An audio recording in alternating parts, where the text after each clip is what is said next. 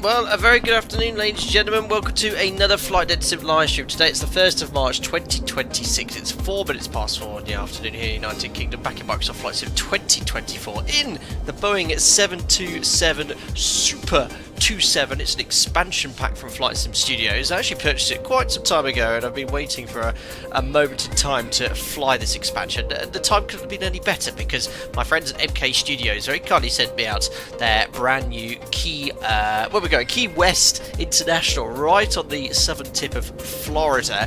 Flight time today from Georgia, Atlanta, where we're here. It will be 1 hour and 30 minutes. Nice short runway, right on limits for this aircraft. In fact, slightly over limits. We should have to use max manual braking to actually stop by the time we end off the runway. But not only that, I didn't announce it before, I'm partnered with Contrail, so I've been earning a little bit of commission from the sales. You guys get 10% off. I'd actually like to use some of that commission to purchase a copy of the Scenery After Landing as well. It was only released a couple of days ago, so yes, it should be fun.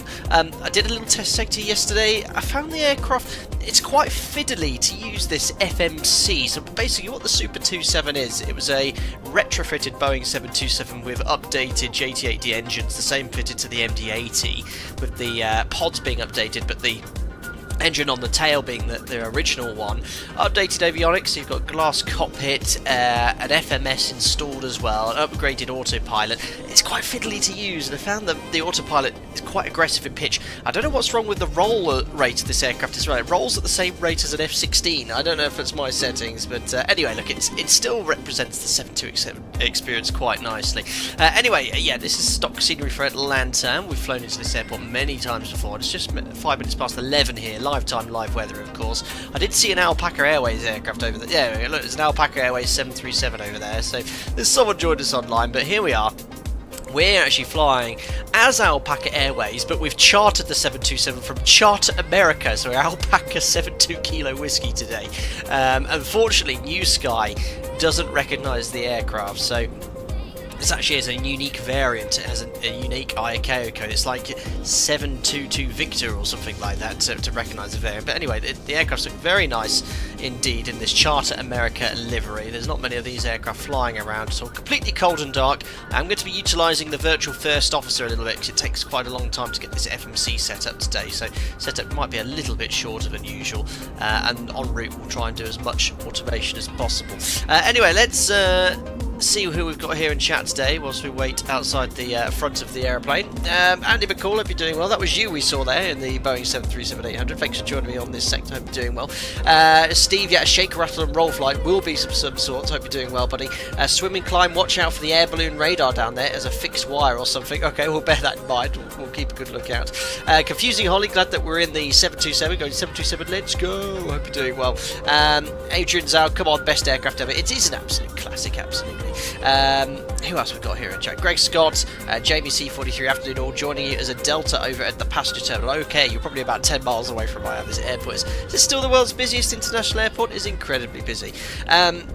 Steve says, did I count 13 stars on that livery? Oh my goodness me, how many have we got here? 1, 2, 3, 4, 5, 6, 7, 8, 9, 10, 11, 12, 13. Is that how many Luftwaffe aircraft this aircraft shot down? I don't know. What's the reference to 13 stars? It's someone's job in chat to find out why Charter America has 13 stars on its livery. Absolutely no idea. Right, anyway, let's jump on into the cockpit here. Oh yes, Andy, thanks for getting the weather at Key West. It's not ideal. 3 statute miles broken at 300 feet. I mean, we'll have a look at the routing in a second.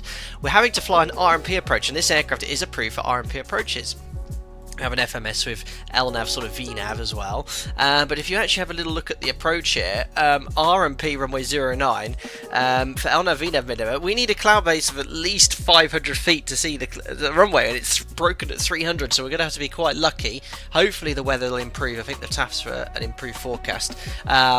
However, I have allowed for that for weather. Look, ATC, I've loaded up an additional 1,800 kilos of fuel, so 30 minutes extra to allow for a go around and hold and a second approach before we'd have to divert to, I think it was Southwest Florida International. Kilo Romeo Sierra Whiskey, so there we are. So yeah, the aircraft's completely cold and dark. We've flown the cargo variant before. Obviously this is the first time with the Super 27, so you can see here glass PFD and ND. The autopilot's slightly upgraded as well with VNAV, an FMS installed as well, and this is the same unit fitted to the Super 27 retrofit as well. And you've got, for a desktop simulated aircraft, it's a bit awkward to use, so to manipulate the autopilot, the heading and course bars down here, you've got some element of an MCP here, and then you have to look at the PFD-ND, so it's a bit fiddly in a desktop simulator. For some reason my heading, airspeed and altitude bugs, they don't work with this add-on either, and the wing control MCP isn't compatible either, so it's a bit fiddly, but we'll just have to get it from A to B as best as we can. So look, obviously we've got the Captain First Officer jump seat, the engineering panel as well. Again, we're going to utilise the inbuilt First Officer to manipulate a lot of that today. We've got this little hold area as well. We must remember to put this panel in after engine start, otherwise the aircraft won't be pressurised. Now it's simulated empty at the moment, but there we are, the infamous horses, which we always carry on board. What is a typical export of Atlanta to South Florida? I don't know, but we'll have to imagine we've got something on board. Anyway, let's go here. We'll pop that here. Let me just turn the music down here slightly as well. So connect the ground power, and it's fully GSX compatible. We'll open the window so we get some nice external sounds. You can hear the GPU booting up there. And if we go here to the engineers panel, we can turn on the battery, which is all the way up here. Not a good sign already. Oh, and hold on. Oh, it does this sometimes. I just have to reconnect and connect my throttle quadrant. There we are, that's fixed that. You might hear that sound again today. So we've got the thrust sleeve is all fixed, so battery, let's get the external power connected. There we are, and we'll move the essential power to external power. Now, whilst that's going on, we'll just get the aircraft loaded up. So, aircraft, you can configure the panel state, default cockpit views, call outs, things like that, the doors. Options here, you can fit the GNS XLS. Now I prefer flying these aircraft with SIVA, old school navigation, but the whole idea is today we're going to fly an RNP approach with this retrofitted modern 727, so we'll leave it as it is. Metric, we've got a weather radar installed. Oh no, sorry, we've replaced the weather radar with the MX20 FMS, and all the rest is configured. GSX as well. We want smoky engines, of course. Sync altimetry sync is on as well. Right, pre-flight, full sim brief integration. So if we select that, there we are. So it's preloaded the cargo, 15 tons. If I went any more than that, we're over the stopping distance available in Key West, with it only being 1,500 metres. So this should fully sync up with the flight plan here. So zero fuel weight will be 57.3. You can see down there it's slightly over 57.5. I think that's taking the crew into account perhaps, but you can press all this. You can press is it GSX enabled?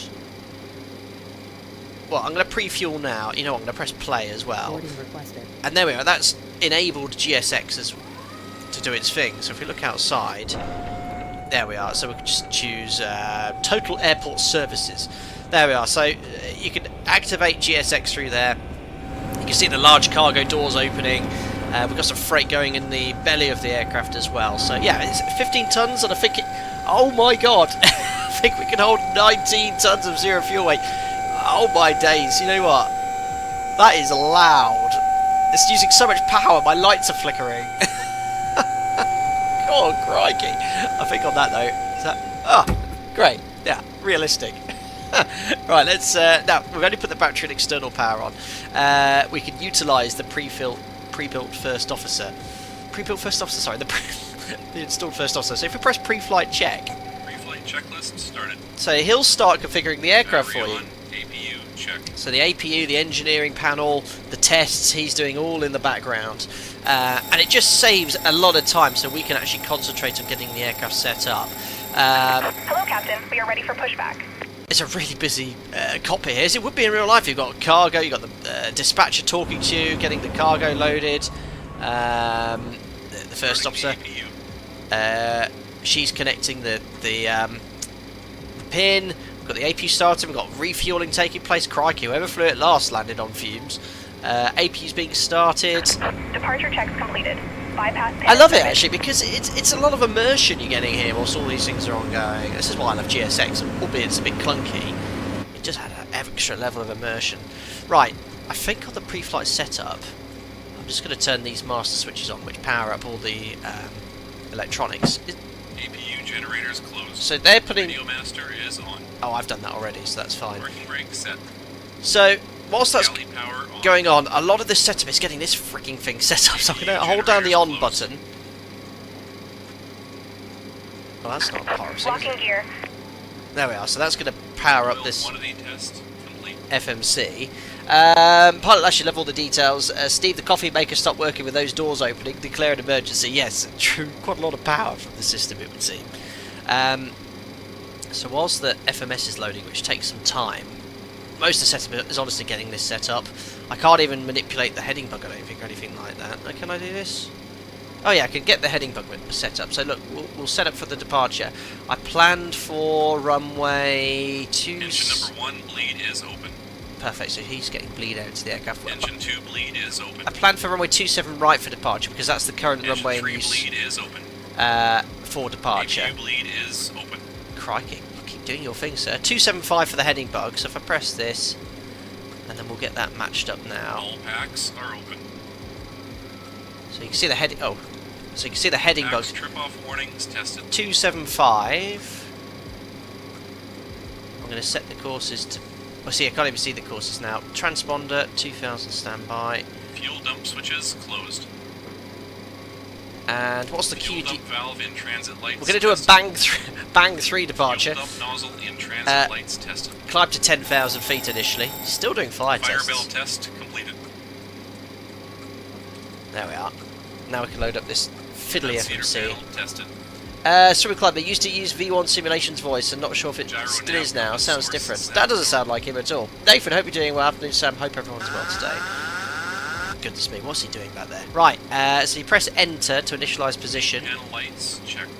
and there's our route. So again, full sim brief Warning horn tested. integration, which is really nice to see. You just enter Fire to button transfer switch set to left. select your position. Press 1 and Enter. Flight checks complete. And there is our routing, okay, so flight plan's in, Jim's done the pre-flight setup, we still have to configure the air conditioning system and the pressurisation panel, so it's a bit fiddly this, so we've got the routing in, that's the operational flight plan. I can bring that up here on this side too. It took me ages to get this in yesterday, but we'll get it done.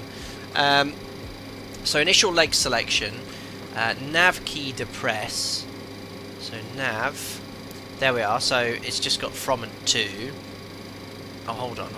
Flight plan 1, enter, select, enter. Now it's in. Yeah, so I forgot to do that last time. Right, then we can select departure, enter.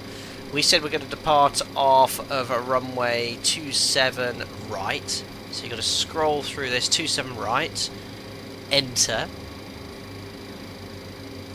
The SID is going to be the bang 3, so you select this, enter. Waypoints of SID, we could double check this then. Slaw, it's going to be 27 right, slaw, rigs, rivet, bang, luck.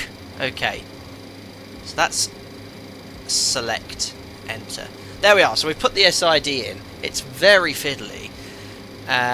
So you can see it goes to bang, and then if I go to the next page, there's luck, and then the ballsy is the next waypoint en route. So you can see here luck direct to ballsy, and that's actually the beginning of the arrival. Even though it's an hour and 30-minute route, the SID connects to the star. So now we go to depart arrival. Now how do I select a right? There we are, arrival, enter. So now we're going to fly. If I bring the star up, it's going to be a Kraken 1 via ballsy.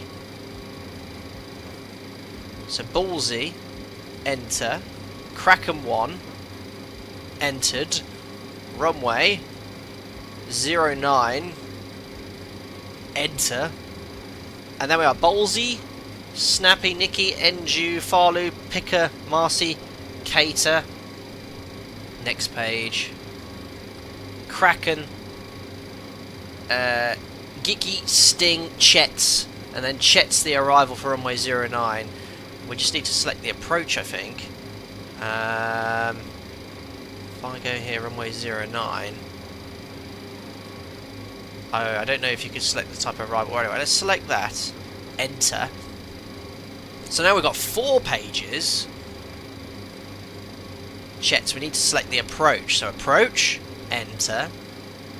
Runway 09. Fired Chet's transition. And then we have Chet's, Antor, Busby. Excellent. Select, enter. Right, see how long it takes to get this loaded. So, you know, if you build familiarity with it, of course, you'll get it done quite quickly. It's no more complicated than any other FMS, to be fair, but it's a lot of pages, a lot of button pushing to get to this stage. Poor enter, getting share of wear and tear, absolutely. So look, that's the lateral routing done. This is important. You've got to activate VNAV prior to departure. Don't tell me how I know.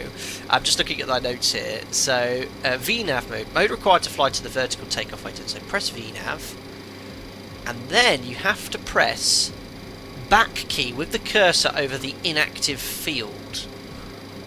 Has it activated automatically? Oh, this is where I could do it. I think it might have activated automatically. Look, top of climb map, that is our cruise from Simbury, 330. It's in 74 miles. Estimated time en route is this. It should be less. I've got, by the way, if you wanted to know what I'm reading, here it is. I've got the notes here. So, vertical page. Mode required to fly the vertical takeoff waypoint. Inactive. VNAV system is not activated. Using back key with the cursor over the inactive field enables VNAV. Inactive is the default mode after boot up. Ensure to enable VNAV via the back key prior to takeoff.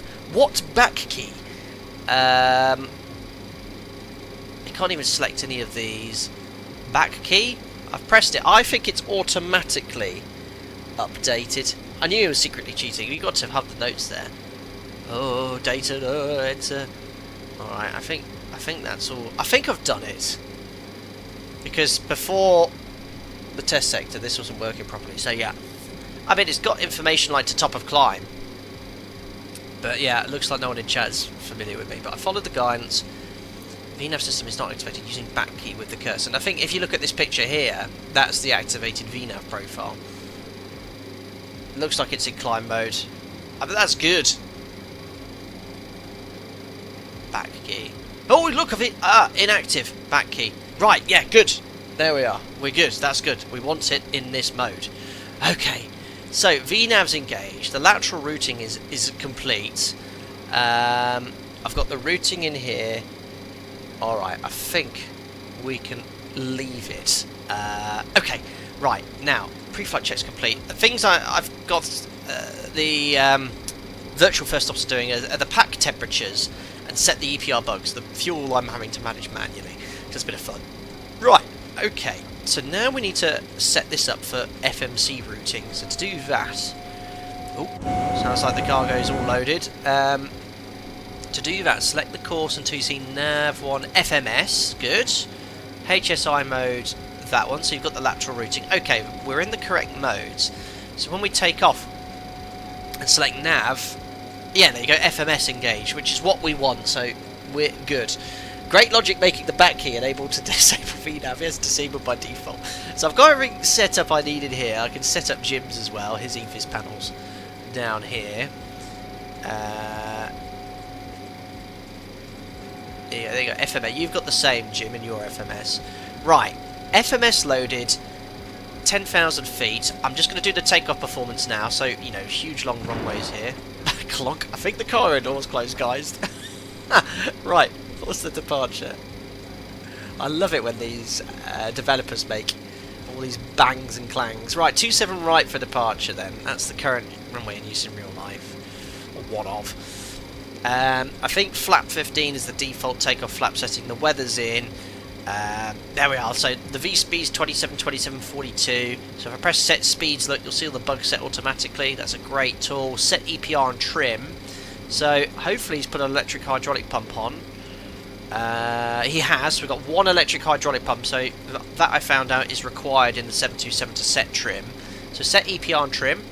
There we are. Trim wheels set. EPR for takeoff is for the centre engines 2. Or the centre engine 2.18 for the Pod engine's 1.93. There you are. And there is an auto throttle, but I don't think it's used for takeoff. We have to manually set the thrust. Right, so look, we just need to sort of look up here now and do a bit of a panel scan. So he's done all the tests. For some reason, he's left the anti-skid off. I'll turn that on now. Stall warning test he would have completed for us. I heard him do all the other tests. Auto brake to RTO. Windshield wiper to park. Arm the emergency exit lights. That's all configured and set. Lighting is good. Nav lights on. Window heat on at this stage. Probes until after engine start. Okay. Fire test is all completed. The instruments are all set. 2000. Put that to standby for our pushback soon. We have a PDC. There's no ATC online, but our PDC, if I go to auto ATC and share my screen briefly, no controller, departure clearance, or no departure services at your departure airport. Please squawk 3352 in case ATC comes online. So squawk 3352, which we'll do now. 3352. I think he did a takeoff config warning check. There we are. I'll do another one. We'll make sure we're on the CTAF frequency, which is no idea. What's the CTAF? Oh yes, you can find out on vPilot. Guys, is it CTAF? Tell me what the code is. .CTAF, and we'll tune that up. And then over here on the engineers panel, that's again we've got the first officer managing this all stuff. I think it's all configured here. Fuel pumps, shouldn't they be on now? I'm turning them on. We've got sufficient fuel for this sector. I'll just double check that. 12.2 tons. Yeah, we've got 12.2, just about. 12. It's literally fueled us up to the nearest kilo, and that's got an extra 30 minutes of fuel. Okay, so I've turned the pumps on. The air conditioning and bleeds are configured. However, the packs are off. I don't know why the PSI is 0. Minimums, okay, right. Approaching minimums. We need to set this up. So, cruising at 330. If we check the cabin altitude here, he's actually set that 3,800. Elevation is sea level at Key West. So I'll put that to 0. And then after engine start, hopefully he'll put that switch to flight. That's very important that you remember to do that. Right, Simbear UK, 15 months already. How time flies. Indeed. Thank you very much indeed for your continued support. I hope you're doing well. Thank you for popping in today as well. Click on the airport. It should bring up the Dropbox Quick ATC. Oh, someone's found it anyway. CTAF is 119.1. Thanks, Andy. I don't actually have a shortcut for the pedestal setup, so let's go over to 119.1. Uh-oh. Really? Ah! Fiddly. I don't like how it goes to 120. That wouldn't happen in real life. Right, that's active. Just checking here. No, why is that not picking up the radio on vPilot? That's interesting. vPilot is showing the radio off.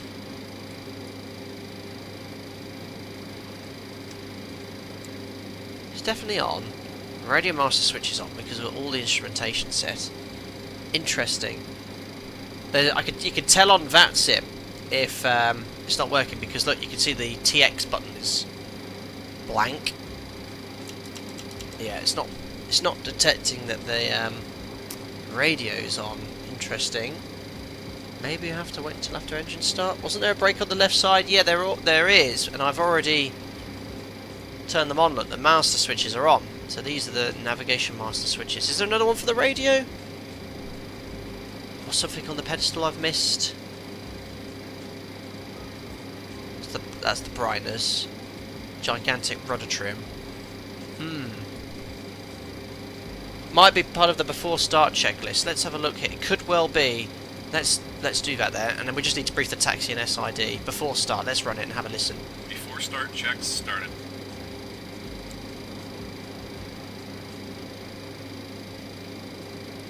Is it?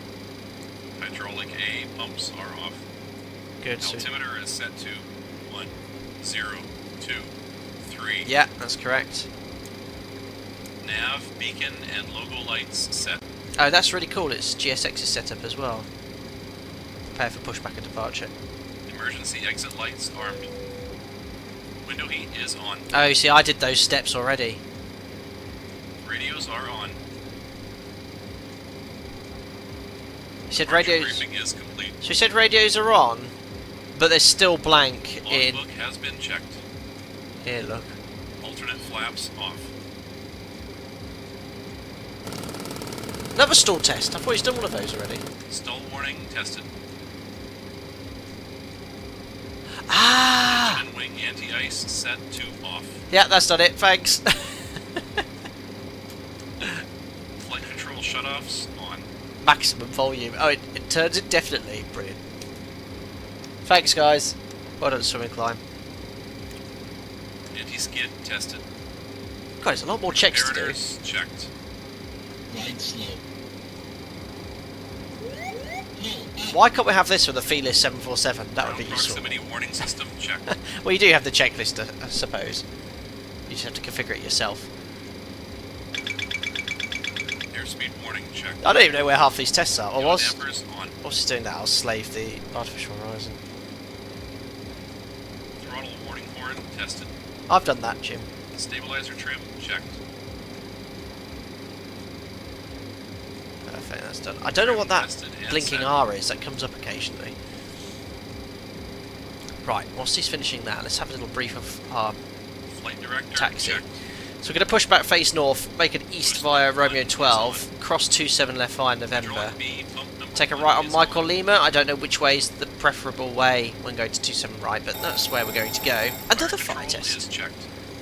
And the SID. Flight recorder checked. So 15 feet, 1500 feet, slaw, so straight line look, rigs, rivet, max 250, AC power bang, check. luck. So we've checked the lateral routing.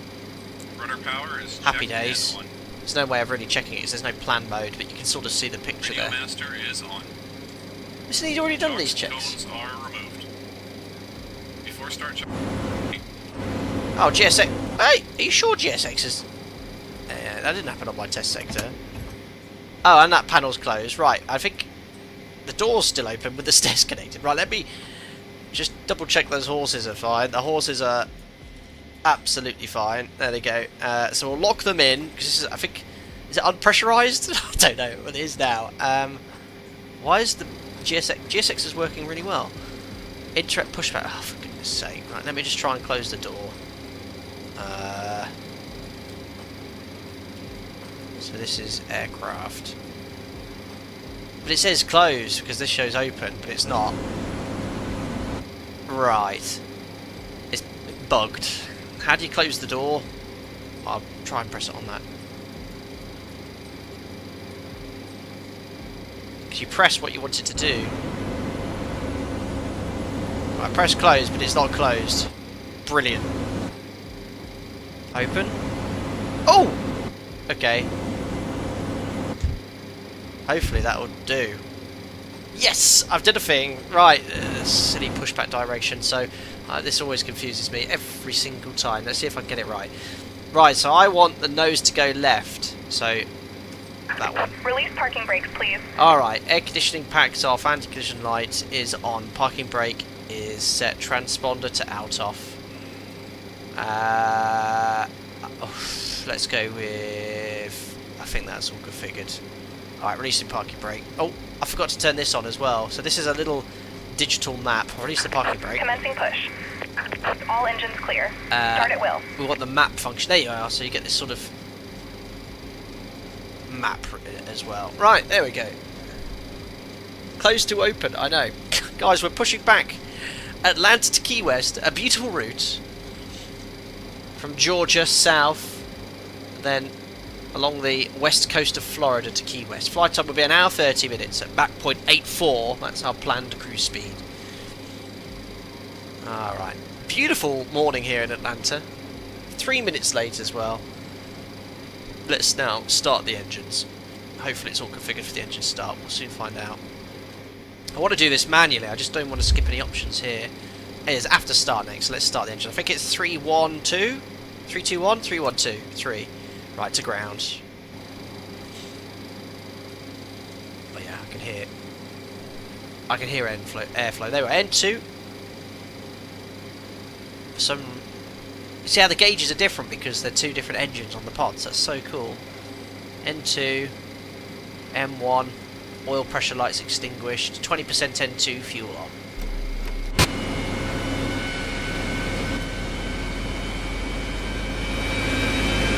Excellent. 312, thank you.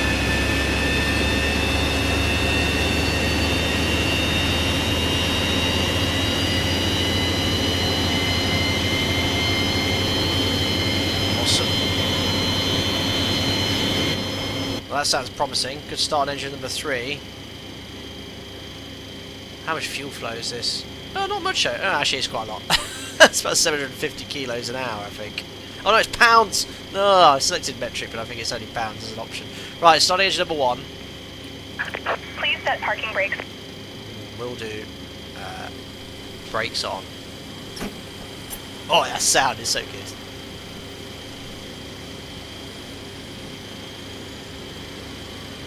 Still got the window open. N2, 20% M1 oil pressure lights extinguished, fuel on. Oh, I can hear that bass.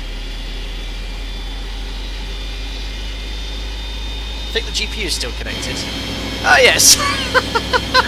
Unlocking gear. Well, the ground crew didn't mention it.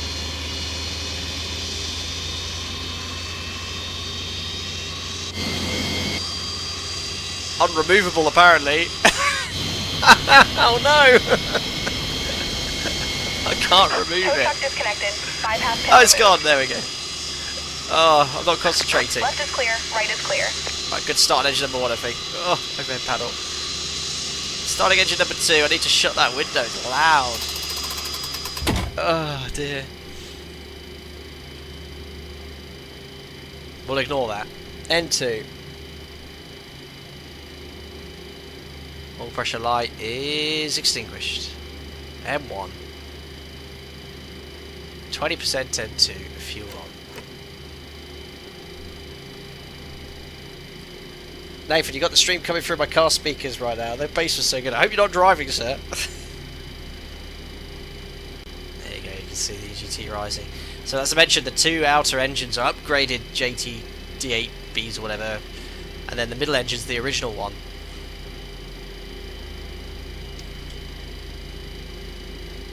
Tuck says, I think the 727 is better than 73. Outrageous comments. Unbelievable. Right, 3 good starts. Ground crew have disconnected and gone. I think it's time to now do the before taxi flow. There we are. There's all the ground crew. I missed the pin being seen. Right, come on then, Jim. You can do your after start.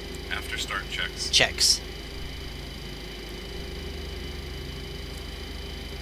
There's a 738 taking off. That'll probably be handy. All packs are open.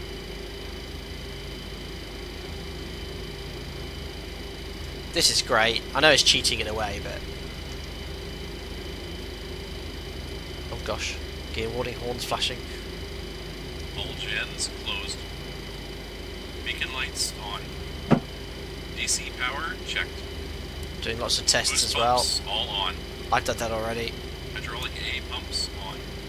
So, Hydraulic system B pumps all on. Nav, beacon, and logo lights set. Emergency exit lights armed. yeah, FE will do it all. On. Gyro nav compass source 50, set to normal. 40, 30, I've just seen that 20. comment. Flaps off. 10. Thanks so much for comment. Engine and wing The horses will survive set today. off. Somebody please think of the horses. The captain has Flight fallen. control shutoffs on. Listen, it won't be the first time I've I've killed a horse on DCM board. checked. There you go, look, fine. Comparators checked. 2, they're 2. They're still alive. Why are you doing glide slope checks prior to taxi? You've already done this 3 times. Proximity warning system checked. Why do you do that when the engine's running? Flight instruments all on 1. Right.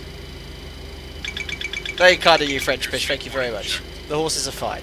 I've Yaw checked. dampers on. Spoilers detent. Flight director checked. Alright. They are very long checks after start. After start checks complete. Okay, let's do some unicomming, or not unicomming, CTAFing. Alright, I just want to check my routing. Let's get the chart up here. Atlanta traffic, Alpaca 72 Kilo Whiskey, taxiing to runway 27 right. I'm not going to give the full taxi routing because it's quite long. Right then, we'll release the parking brake. I think it's done. Why is the parking brake not releasing? The parking brake's stuck on, guys. Oh, there we are. Right, config check. Oh, what's happened there? Speed. Is that stowed? We're getting a config warning horn. What's not configured and set? Right, trims in the unit. I mean, I'm just gonna... Yeah, so that's in the green band. Parking brakes released. Flaps, eggs. Flaps to 15. Jim, why didn't Jim do that? It's because of my operator, we do it on the after start flow, but we'll now do the taxi check. That's probably where it was configured. Taxi checks. Well done, guys. Yeah, that was it. Taxi lights are on.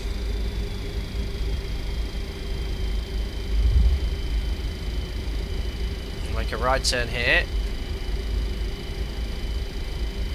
Flaps 15 set. Oh, there we are. So it's during the taxi we set the flaps on this checklist. Engine 2 and 3 is set to. What? Jim! Decimal. Jim, you proved you're a robot. 2 decimal 2 0. Not sure what that number was, but Trim is set to 2 decimal 2 0 7. this doesn't. The taxi routing does not match what I have here. I'm going according to this chart. I'm going right through the de-icing pads. must be really old scenery. That shows that they don't update their premium Taxi airports. checks are complete. Alright, let's do the before takeoff checklist. That'll be the last one before we get airborne. Before takeoff checks started. Clear left. Auto brake is set to RTO. Ignition set to continuous. Oh no, I didn't update Essential power Nightbot! is on generator 3. Damn it, sorry, yeah, I completely forgot to update that. Skid on. Yeah, that was last stream, Strobe guys. lights on. Pro streamer here, I can do it Lights now on. whilst I'm taxiing. Taxi lights off. Transponder is on. Jim GPT! APU Yeah, is off. listen to me behave, you know that's not going to be correct. Boost pumps all on. I'm Fuel changing cooler it is now. off. Air condition checked and set. Pack trip set to normal. Pressure switch on flight mode. Right, I've updated the route, updating the aircraft. Before takeoff checks complete. Alright, that's done. Then it's the scenery is the only other thing I need to update. I'm definitely multitasking here. I'm updating Nightbot in the background. Got taxis around quickly. I'm just going to get to the whole point here. This isn't our runway for departure yet.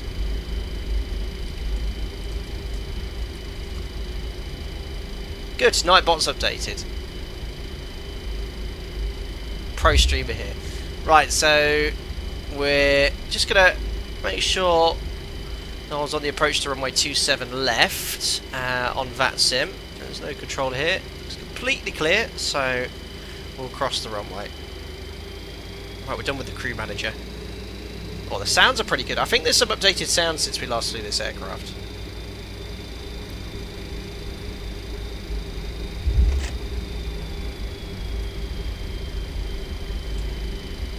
There you go, there's a Delta taking off. We need to cross this runway actually, so we've got to be really vigilant when we get to November 13 hold point. There we are. Nightbot is all up to date now. The traffic Delta gauge lining up 27 right. This is an aircraft landing up 27 right. So we'll just ask him that we're going to go through there. Brendan, you forgot to turn strobes before crossing the runway. Flipping heck. Yes, boss. Alright. So we'll just slow down at the whole point. Fly Delta Jets. Oh yeah, he's just lining up. Alpaca 72 Kilo Whiskey. We're just crossing 27 right at November 13. He's not rolling yet.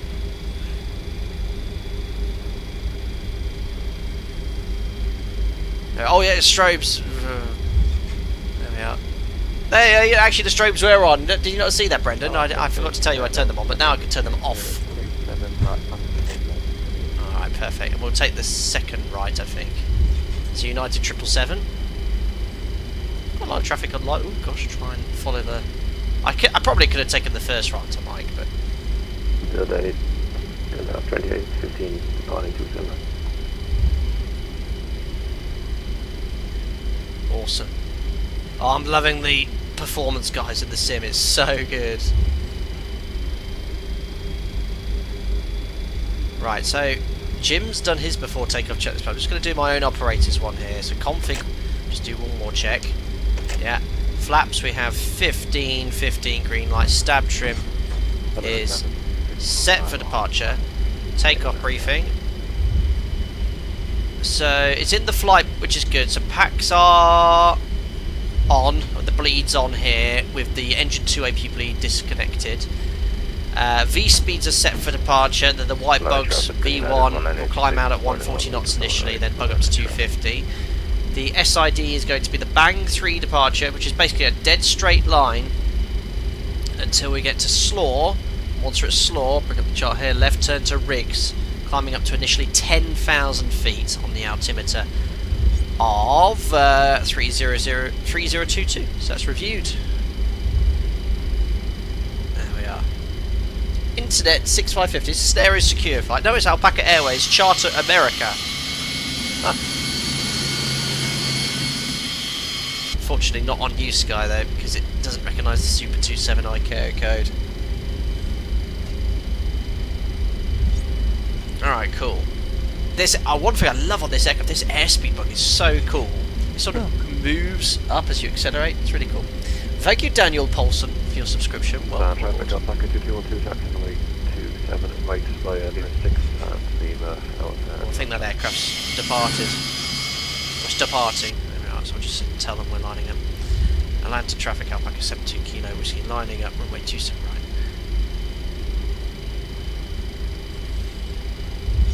This has been all working correctly. Yeah, it does have a different code. It is so we're looking on the flight plan.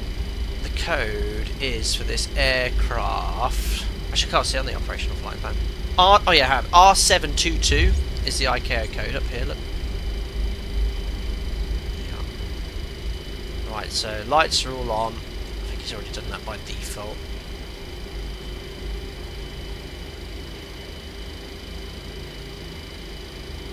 Not the best lineup.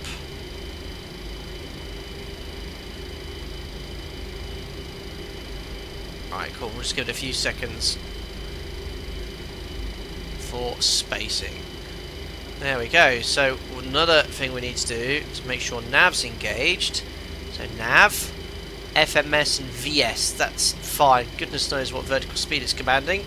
But I'm going to ignore the vertical speed pitch bar on departure, and then I might select climb at about 1,000 feet, and that will give me some guidance. And I don't like the V flight directors. Where's my classic pitch and roll ones? Right, I think we're ready to go, guys. Let's press the elapsed timer on. So there we are. 1, 2, sync the heading bug.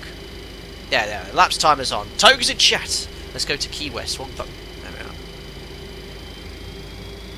So we need to set the 1.93, 1.93220. Here we go.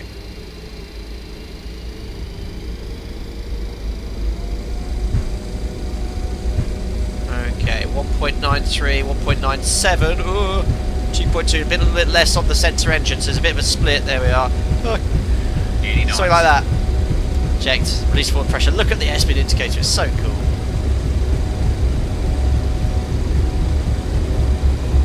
V1, rotate. On we go. A bit quick on the rotation. Airborne. Positive rate. Gears going up. Alright, so we're ignoring the flight director in pitch. Just going going to maintain about 150 knots initially. Just going to reduce thrust here slightly. Okay, now I'm going to select the climb command. So climb. So now I can follow the flight director. It's just going to accelerate me to 230 knots.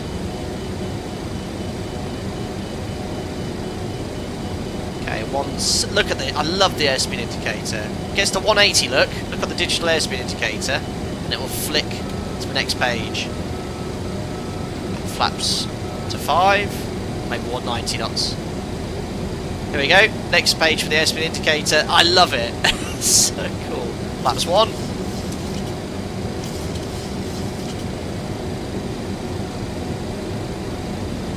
And flaps up. So what's my EPRs now for climb? I'm just going to take a bit of thrust off here. Whoa, not that much. So 230 knots commanded. Pitch up onto the flight directors to maintain 230 knots. Just fine tuning the thrust here. Right, Jim, you can do the after takeoff checklist, please. After takeoff checks. I'll fly the aeroplane. Ignition is off. Landing gear is set to off. That's great. Controlling system B, pump 1 is off. After takeoff checks complete. So we've got the outer marker there. So it should be following the SID accurately. If I just briefly go to primary here. There you go. And we're going to get to slow and make the left turn. We'll just hand fly this departure. Now one thing I want to mention to the developers here. Pitch seems really nice, seems realistic if I put yoke cam back on. But look at this roll rate. It's ridiculous. It don't roll this fast. Alright. It doesn't roll that fast. Pitch, it's beautiful. But the roll rate, it's like an F-16, you know.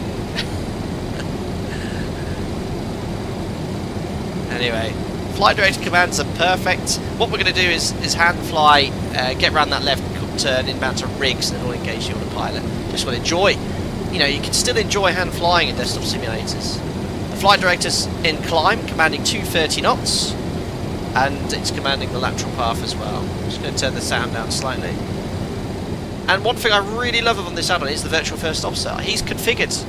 There's the left turn. Look. He's configured the panel for me, so I know it's all pressurised correctly.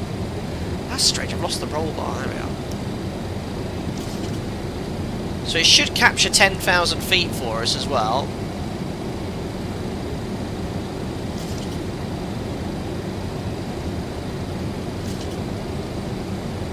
Yeah, so I don't know. The roll rate, I don't think it's quite right. I've not flown the 727. I'd hazard to guess the roll rate isn't quicker for the 737. I know what the roll rate is from the level D, from making full inputs. And this is way too sensitive in roll. Pitch great. Not so much in roll. Oh, it's fun. It flies otherwise very nicely. When she's all in trim, look. Alright, approaching 1 to go. Let's just see if it captures the altitude. Zooming in on the instruments here. So 1 to go.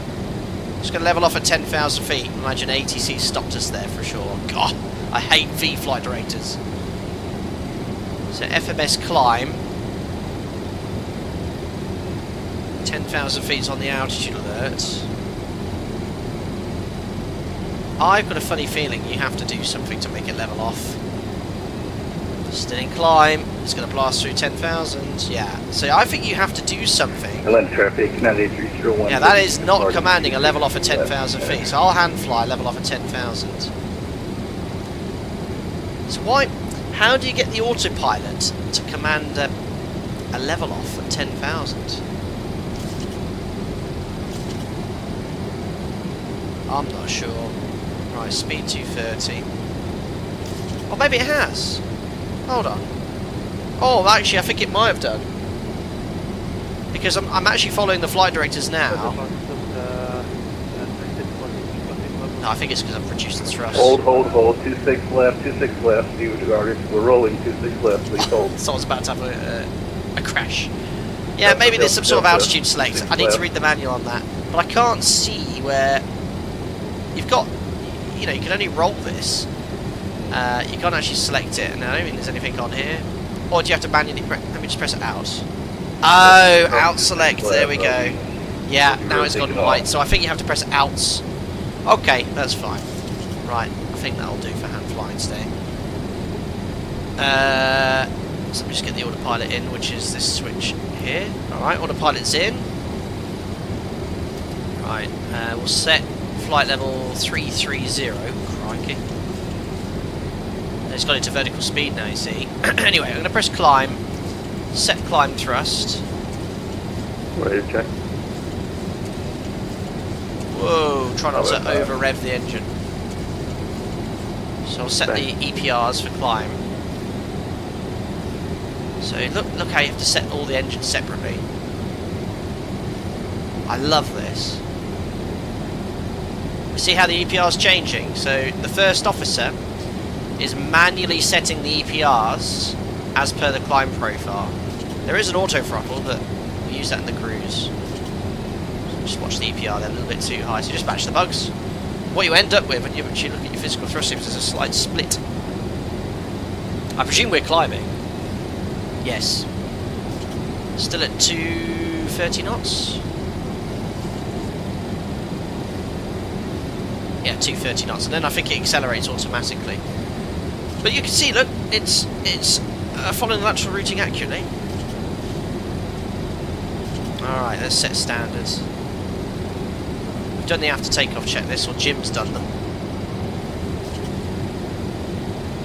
There's no other checks. I'll just double check everything. Next is approach checklist, so...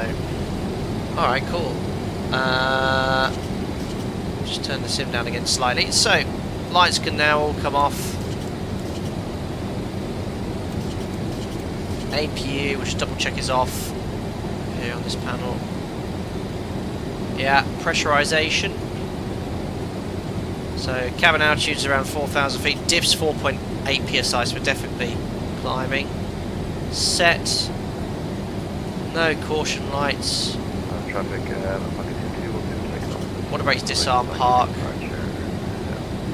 Alright, cool. Belts. I mean, I can turn them off. There we are. Check's complete.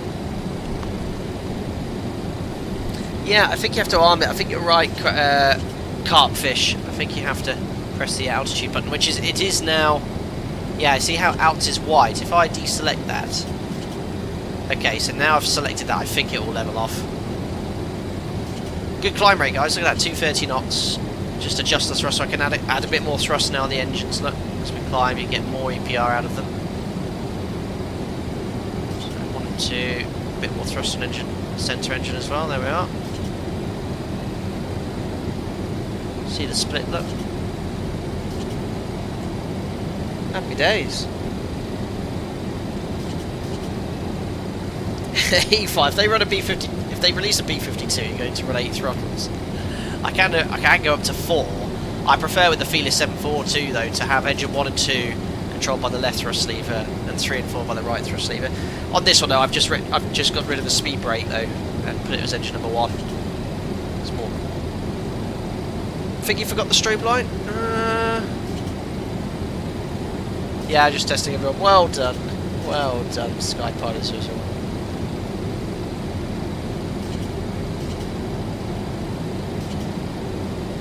Awesome. So another thing I do like, you can sync the heading bug by pressing. I did put the flaps on, didn't I? Yeah, the flaps are on. Press that, you can sync the heading bug, which is cool. I've not tuned any nav aids for this route as well. I mean, I suppose I could.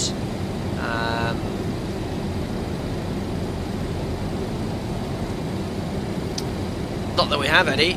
None at all, look. It's all RNAV based routing.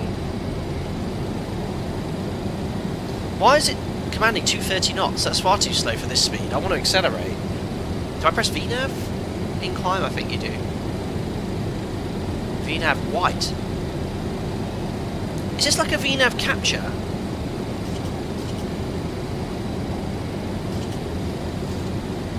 So I press climb, 230 knots. How do I... Oh, do I actually have to increase the bug? I'll do like 300. Traffic, Mike 212, airborne, It's 230 here. How do I change this speed? Click perform select. Ah, thank you, 270. Thank you very much, Hudson Markle. That's what we need, people who fly this aircraft frequently. 270 is a much better climb speed.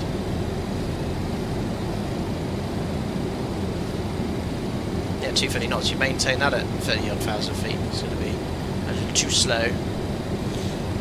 So 11 minutes airborne. I can also select... where is it here?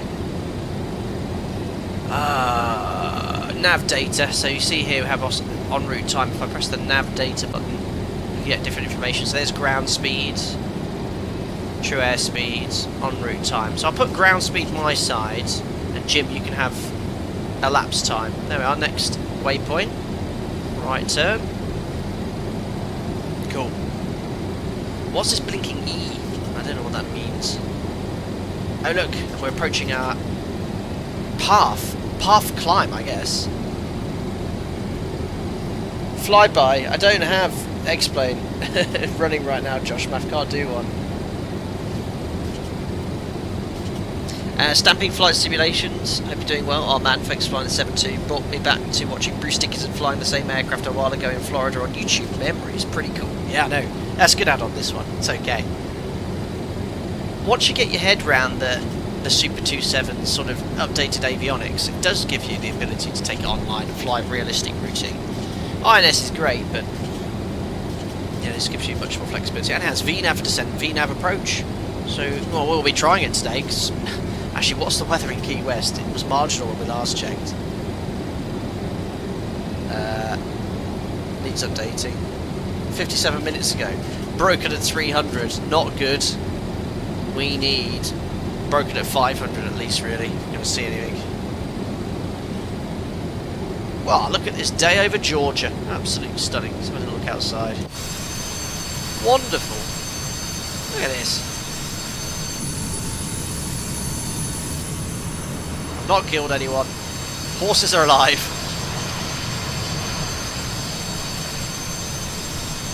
Oh, contrails. I've just turned on the contrail machine. Jim's just turned it on. Chemtrails on. Awesome. So I think we can get an ETA at Key West as well. So if I go to the next page, there, runway 09 is 6:15, so an hour and 14 minutes. Now doing Mach point 7. We're going to cruise at Mach point 84.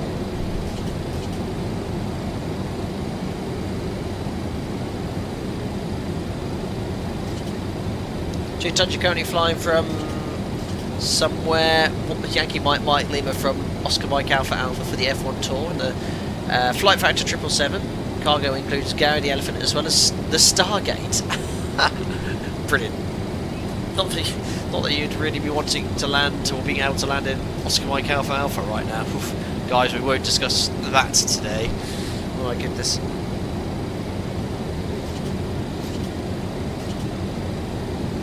Key West, there we are. Oh, that's much better. 7 statute miles, 26 degrees, 3007. That'll do. Right, hopefully it'll capture the altitude, so we'll leave the thrust as it is. Oh, look, we can actually set a lot higher thrust. Oh, no, hold on. I've been over-revving my engines. N1 over 100%. That's, sorry, aeroplane. Quite lucky that they don't do engine damage. There we are. 50, 40, 30, 40, Frenchie! 10. What outrageous coming again. We'll need a photo of the horses with today's paper. Thank you very much. I'm sure it'll be better than what's actually on the real front pages of everyone's papers today. Absolutely. Well, we'll go check the horses in a second. I'm not taking that panel off though. Uh-oh. Electric pump 2, low pressure. Again, with the pumps off. Well, as long as I've got hydraulic A, system B pressure, yeah, I do. Engine driven pump still working. Plenty of hydraulic quantity. All good. There we are, out green. Apart from the engines being cooked, 2.3. Oh, that the EPRs have just been updated again. Oh gosh, they've just been updated one more time for cruise EPR, I guess. Thanks for updating the bugs for me, Jim. Oh, they keep changing. Jim keeps changing them from 2.3 to 2. Make your mind up, Jim. Right, we'll just accelerate to 0.84 because we can. And then we'll engage the auto throttle. 0.80. This thing was fast, but don't forget. Skypilot, there you go. Virtual FOs really helped me today.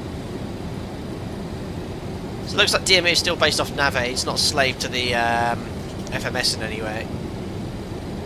God, look at it accelerate so fast.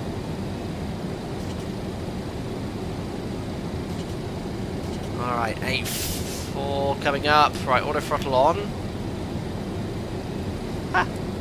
I don't know what it's maintaining this speed, by the way. I think it's this bug speed. Let me just fiddle with the bugs. If I increase that, yeah. So it's following the bug speed. Perfect. I love the little split look, because remember, the right and left engines, the pod engines are different to the centre engine, which is cool. And this did have a retrofitted auto throttle like we just have now. There we go. 0.84, 33,000 feet. Awesome. 2 tons. Now the question is, how much delay will there be for live weather update in the sim? Hopefully not too long. I've still got an hour to go. Hello LDL 7916. Says you're in the Super 27. Very fortunate to be able to control 2 of these for a living from a tall airport tower. The oil spill response UK ones. That's cool. Always a treat when we see them booked out. Do they still get a lot of flying done in those aircraft? Amazing.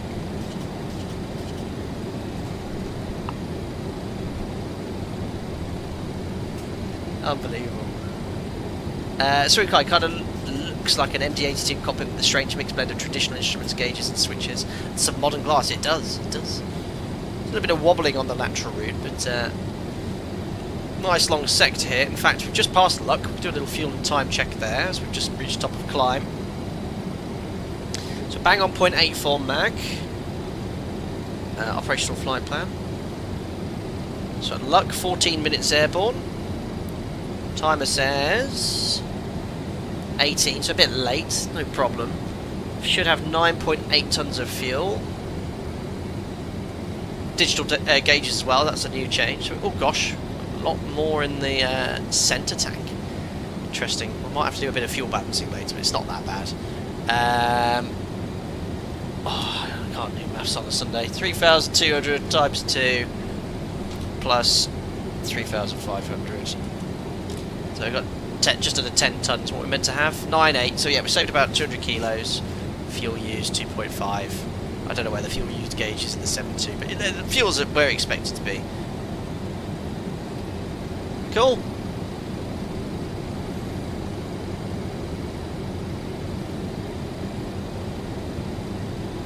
Nice add-on. So yeah, Key West, we have flown into Key West on a stream before. I think it was a DC-3 in X-Plane about 6 years ago. But yeah, MKStudios worked closely with, very kindly sent this scenery out.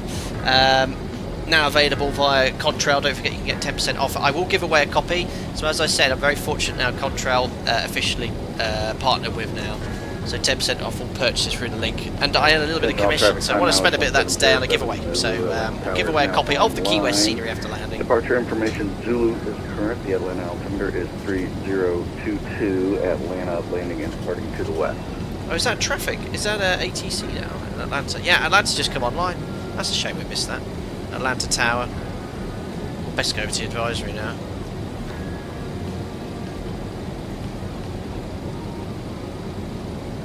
There we are. That's active. Now, what was I going to say? Yes, my radio tuning panel. I might get. I was having a look in PC Pilot. I purchased a copy because I did an interview with them. But there was an advert about utility available from Orbex. It's basically an iPad utility, and it lets you control several things in your desktop simulator.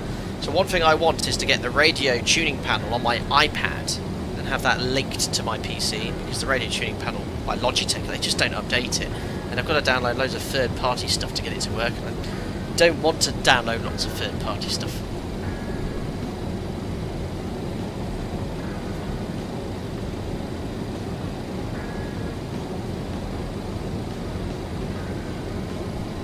Cool. LDL a couple of times a month, yes, often to training for low-level skimming over the North Sea or maintenance as they often need nowadays. Due to be replaced by 738s before the decade is out. Well, there must be one of the few 727 operators there. Broadsword. So do they use the broadsword call sign? 2XL. Just opening the window of my office. Oh, there we go. Cool. What else is going on in my life? Booked a holiday today, which is quite nice. You know, away for 7 days. Not going to say when, but sometime early summer. First holiday with the little one.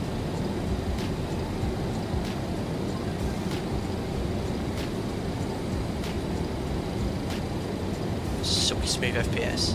Right, let's check out this horse. But if we I think on a stream I opened this panel and the plane depressurised, which is quite alarming really, because these horses can't breathe otherwise. But we've got our boxes, crates, looks like no dangerous goods, sports box, extra strong. There we are, a tank of something, an ultra wide TV. What does that say? Transport box. Extra strong transport box. And then the horses. Who, I guess, the cabin temperature is the same as the outside temperature, seeing they're not moving. And they've got a little smirk on their face. Anyway, oh, does this actually have the? Oh no, I think I opened that and it did something depressurised. Oh yes, I forgot it's got the little rear stairs.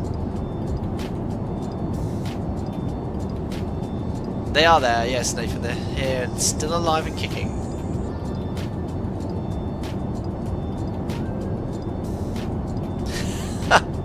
Jesus.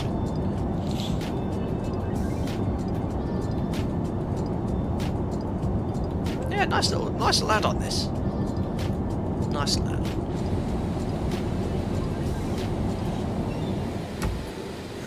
Perfect. Poor horses don't even get a window to look out of. Oh, it's just a cargo aircraft. I don't have Steve Auto FPS installed. If you're still around, you need to install that. Does look good. Completely clear. Yesterday I did a test sector out of Atlanta and it was completely fogged out. Carfish is a working toilet, you're joking.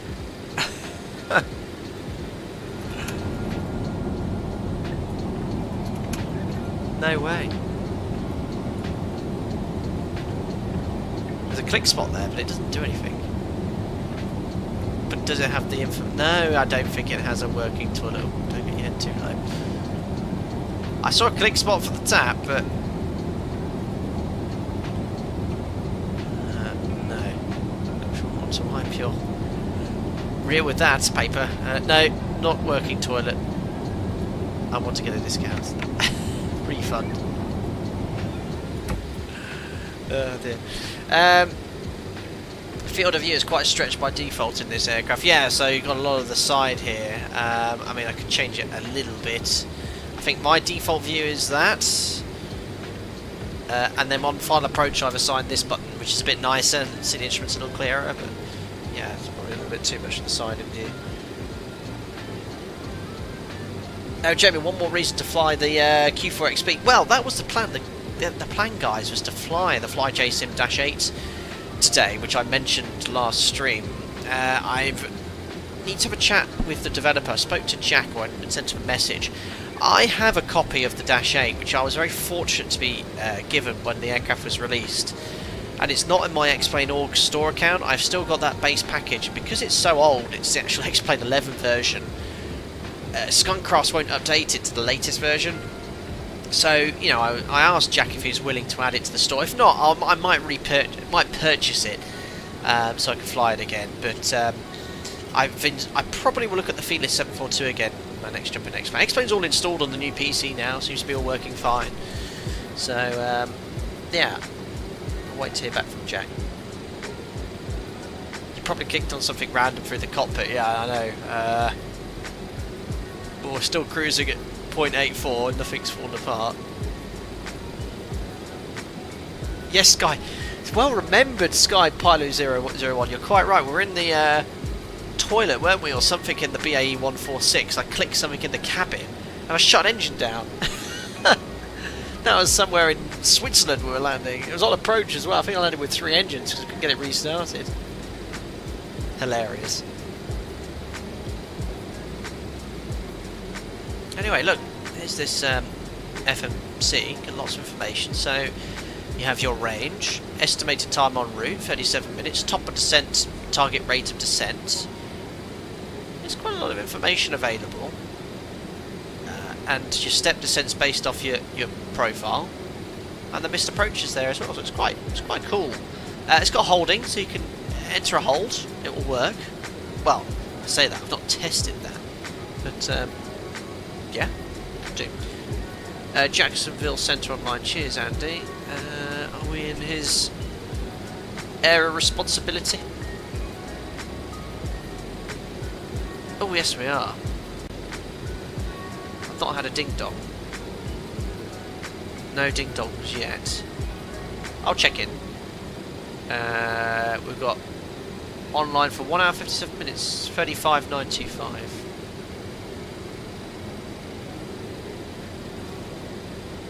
$35.925.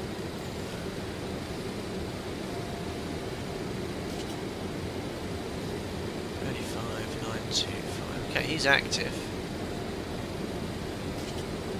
See if he wants to have a chat with us. Is he up or lower? Just double check. So he's contacting level A. Oh, you guys know more than me. Is that en route?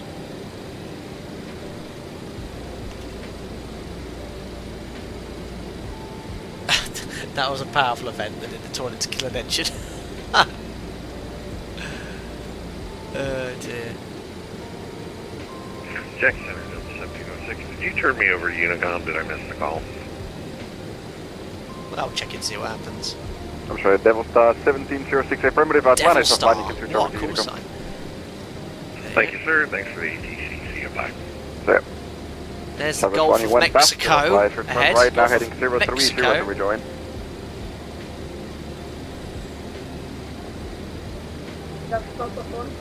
Yes, Southwest 1, right turn heading 030 to rejoin the localizer. Oh, so I was getting a little infected around. Southwest 1, do you have the airport inside? It's at your 1 o'clock in about 7 miles.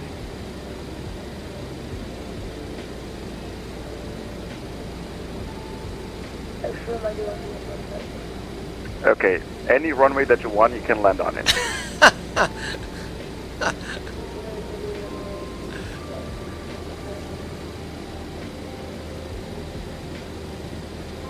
Nathan, that's what it says on my atlas.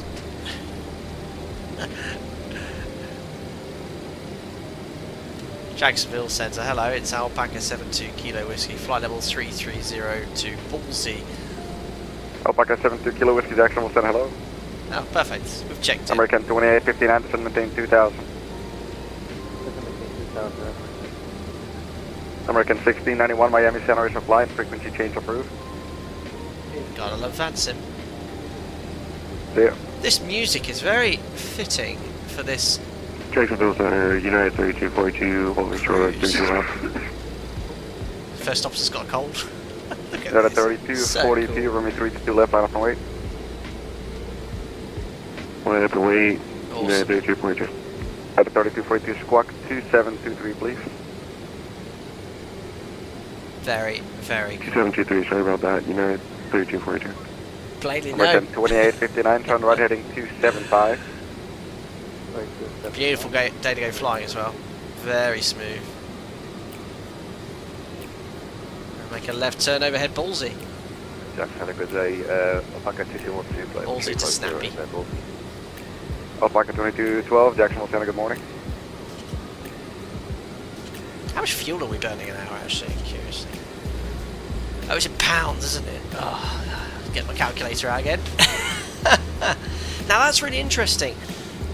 American 2859, reduce speed, maintain 180. Pod engines are burning more fuel. Remember, they're different engines.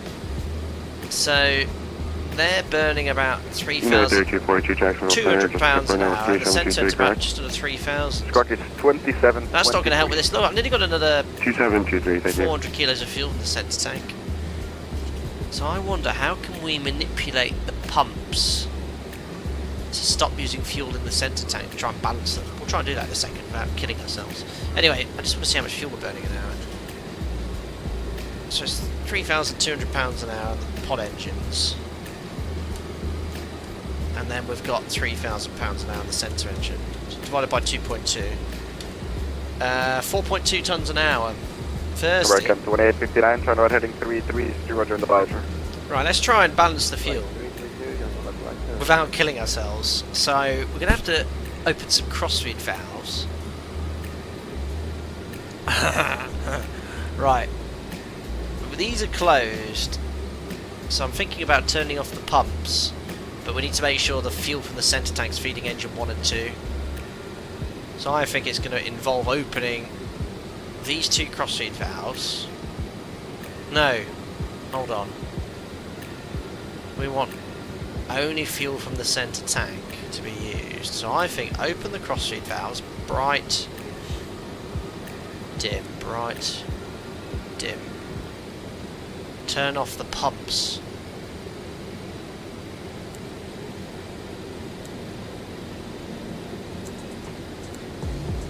So I think we're now only using fuel from the centre tank. 2859, about have I done that correctly? Maintain 2,000, so stop Are the engines coughing? route approach. Seems okay. It's going down in the centre, not in the... I did a thing! Yeah, the 3242, the wind short, short 8, fly 1 heading, runway 32 left, clear for takeoff. It's very similar to how we Runway, balance the fuel in the Yeah, 7.3. 32.2, Open crossing valve, pumps down on the low side. So, I guess this was something they had to manage. Alpha Kilo Miami Center is flying, frequency change approved. With the fact that the two pod engines are newer and burning more fuel. 247 Miami Center is flying, frequency change approved. Tell the FO to balance the fuel before the professionals do. Southwest 1, make the right turn at hotel. Taxi to parking. I think that's hotel, correct. I hope hotel the 1. fuel is being received under pressure. Can this do? Yeah, look, you can balance the fuel automatically depending on tank quantities, but where's the fun in that? Low workload here, we can do it. Yeah, we're only using fuel from the centre tank here, just kidding. You pay for the flight engineering panel, you use the flight engineering panel. American 2859, the wind 03012, runway 35, right here. Confusing Ollie, that's very sceptical of you. Was it in any ever doubt? Was it ever in any doubt? So I'll do it wrong. Engines. Anyway, good afternoon. welcome to the Gulf of Mexico. Go ahead. Stunning. I'd like to check in at flight level 2980, coming up into 300, and we're currently at 47 miles. Wow, I'm seeing some cloud. Another 56 ejection will sound rudder See how accurate the live weather is. Serious airport. Cross City, have they got a METAR? Yeah, 10 statue mile sky clear. Accurate live weather, very good. Oh, Cammy Hudson, apparently that's normal. Cammy Hudson, someone confirmed that this is normal configuration. So Cammy Hudson 1, apparently this is turned off and that light's on in cruise. Direct jockey, Someone confirmed that's Charlie correct. Echo Whiskey, and up to flight level 30. United 3242, thank you. So you can see how much, how quickly the fuel's going from the centre tank, obviously, because it's feeding all three engines. You'll see when I reconfigure the panel, that fuel won't drop off as quickly. Let's take 195, you can expect to see. Nathan, just pushing into Tampa to add the chaos in Key West. Oh, welcome. I've got an extra 30 minutes of fuel. In fact, let's just get an update on the weather as well. Alpaca 24 Whiskey Golf, Miami Center is flying. That's better. 7 statute miles here, 1400, 26 degrees. We'll get in off that. The TAF is 6 statute miles missed and scattered 1,000. between now and 12 o'clock tomorrow. We've got tempo broken at 1,003 statute miles, but that's worst case, and that's only tempo. Confusing Holly, there's a risk that the fuel config pilots might forget. Just good situation awareness required, you know, and that's essentially what you're paid to do, is manage the operation to ensure that this is forget. You know, if you get distracted, that's on you. When we do checks on crew, one of the things they have to do is balance fuel, because when an engine fails on the 737, left tank feeds engine number 1, right tank feeds engine number 2. If the right engine fails, no fuel's being used from the right tank, so you eventually get an imbalance. Pilots then single engine whilst managing that checklist have to balance the fuel and then keep an eye on that to make sure that when the fuel's rebalanced or balanced, they reconfigure the fuel panel. Otherwise the balance will get worse. Frequency change approved. Cammy, I stand corrected. It seems weird to see a warning light in normal config. Oh, absolutely. Absolutely. So we're just using the engine-driven pump for engine number 2 here, so we have hydraulic pressure. There we are, so we're nearly down to 2,800 kilos. This is kilo, yeah, this is in kilos, but the fuel flow is in pounds.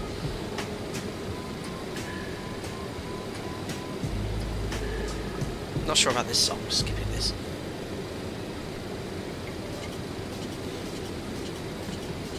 Correct this one, absolutely. So yeah, again similar to the 7.3, 4 pumps, 2 electric, 2 engine driven.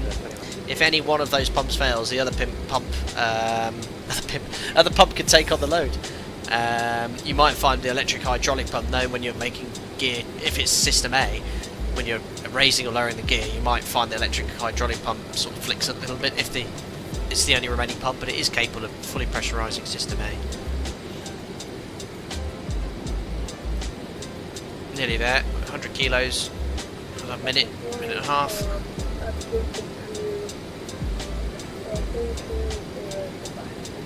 See ya. Anyway, talking about gnarly day, have a look at the landing performance here, guys. Factored distance, max manual braking, flat 40, runway 09, calculate.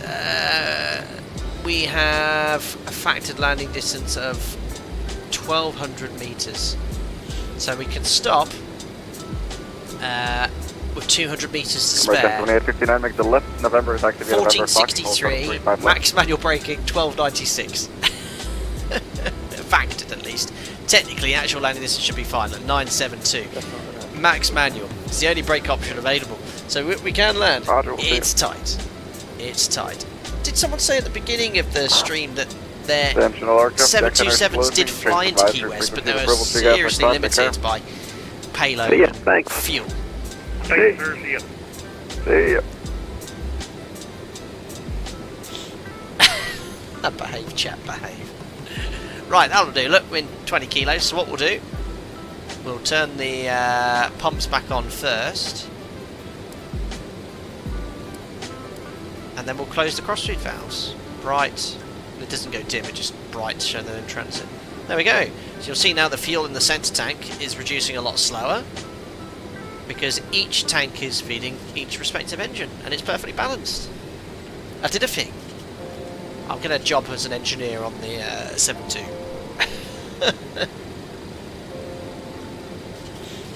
There we are. 8.4. Beautiful. And this is the coastline of Florida.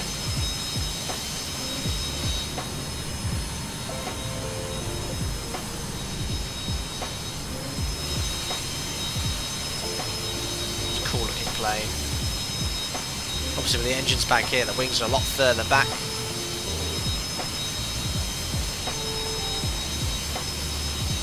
It does look so cool.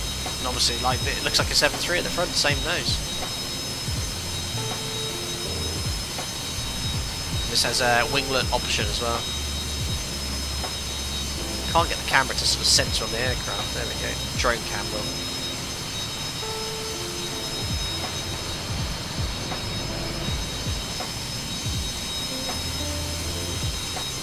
Awesome.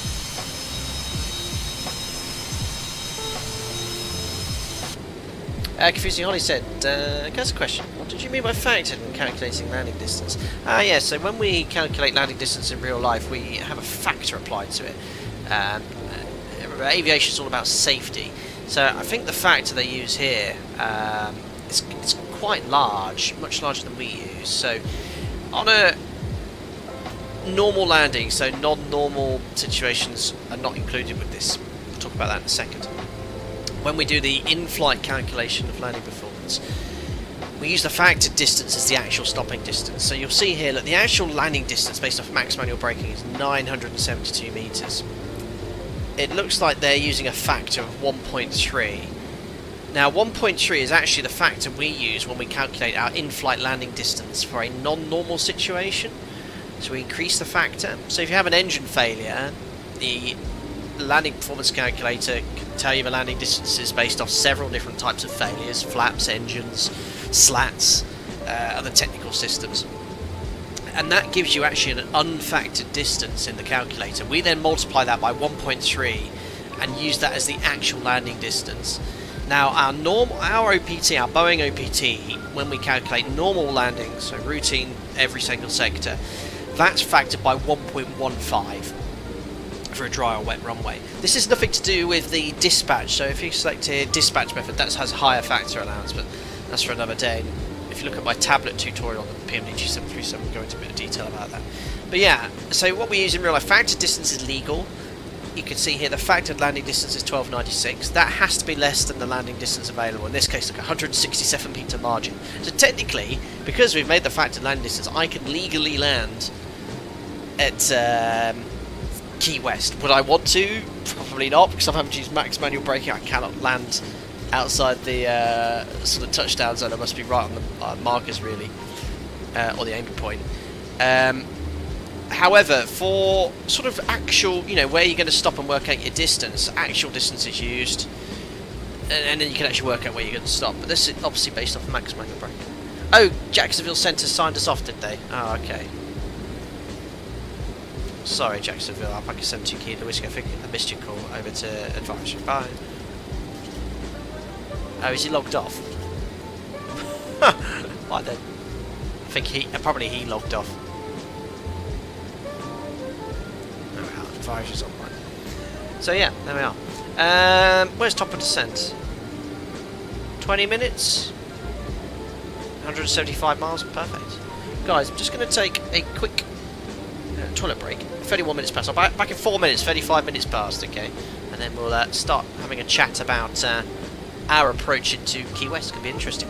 I'll be back in 4 minutes, guys. See you in a sec.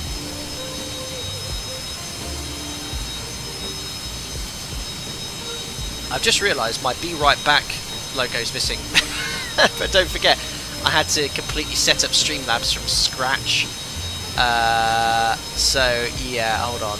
Media file, image. Gotta have a Be Right Back screen.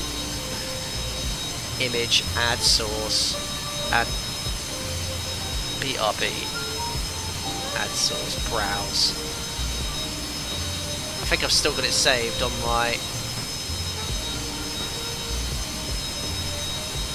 hopefully, in black. Oh, well, it'll have to do for today. There we are. I'll back in a sec, guys. See you in 4 minutes.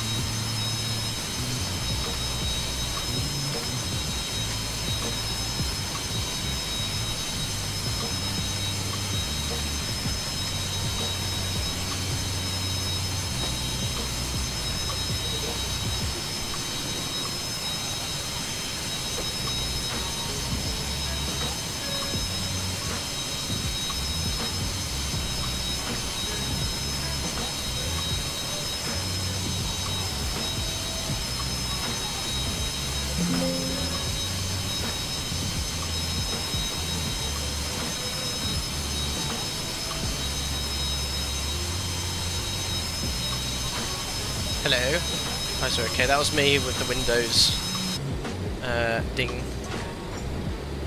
No, for some reason my transitions have stopped working on my keyboard as well. Great. Oh, I gotta love PC sometimes. So I use Logitech G control. Oh, there it goes. Look. Oh. Huh. Did you see that, guys? There's a massive delay from the scene transitions. Streamlabs doing it soon. Thanks for the transmission. Anyway, look at this routing along the west coast of Florida. So cool. Chasing someone's contrail as well. Look at that view. Gosh, it's a very large city. Where's that? I've never been there. In a stream. Huge city. What's that? St. Petersburg. What city is this, guys? It's very built up, isn't it? Oh, Tampa! Of course. Tampa's over there. Have we done a stream in and out of Tampa? I don't know. There's Tampa International. Oh, cool.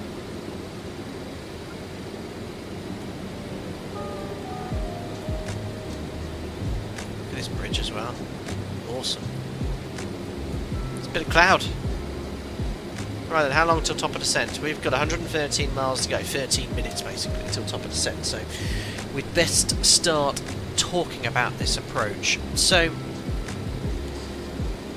Boeing 727 Super 27, retrofitted with modern autopilot with lateral and vertical navigation autopilot modes and an FMS, gives us the ability and certification to fly RNP approaches.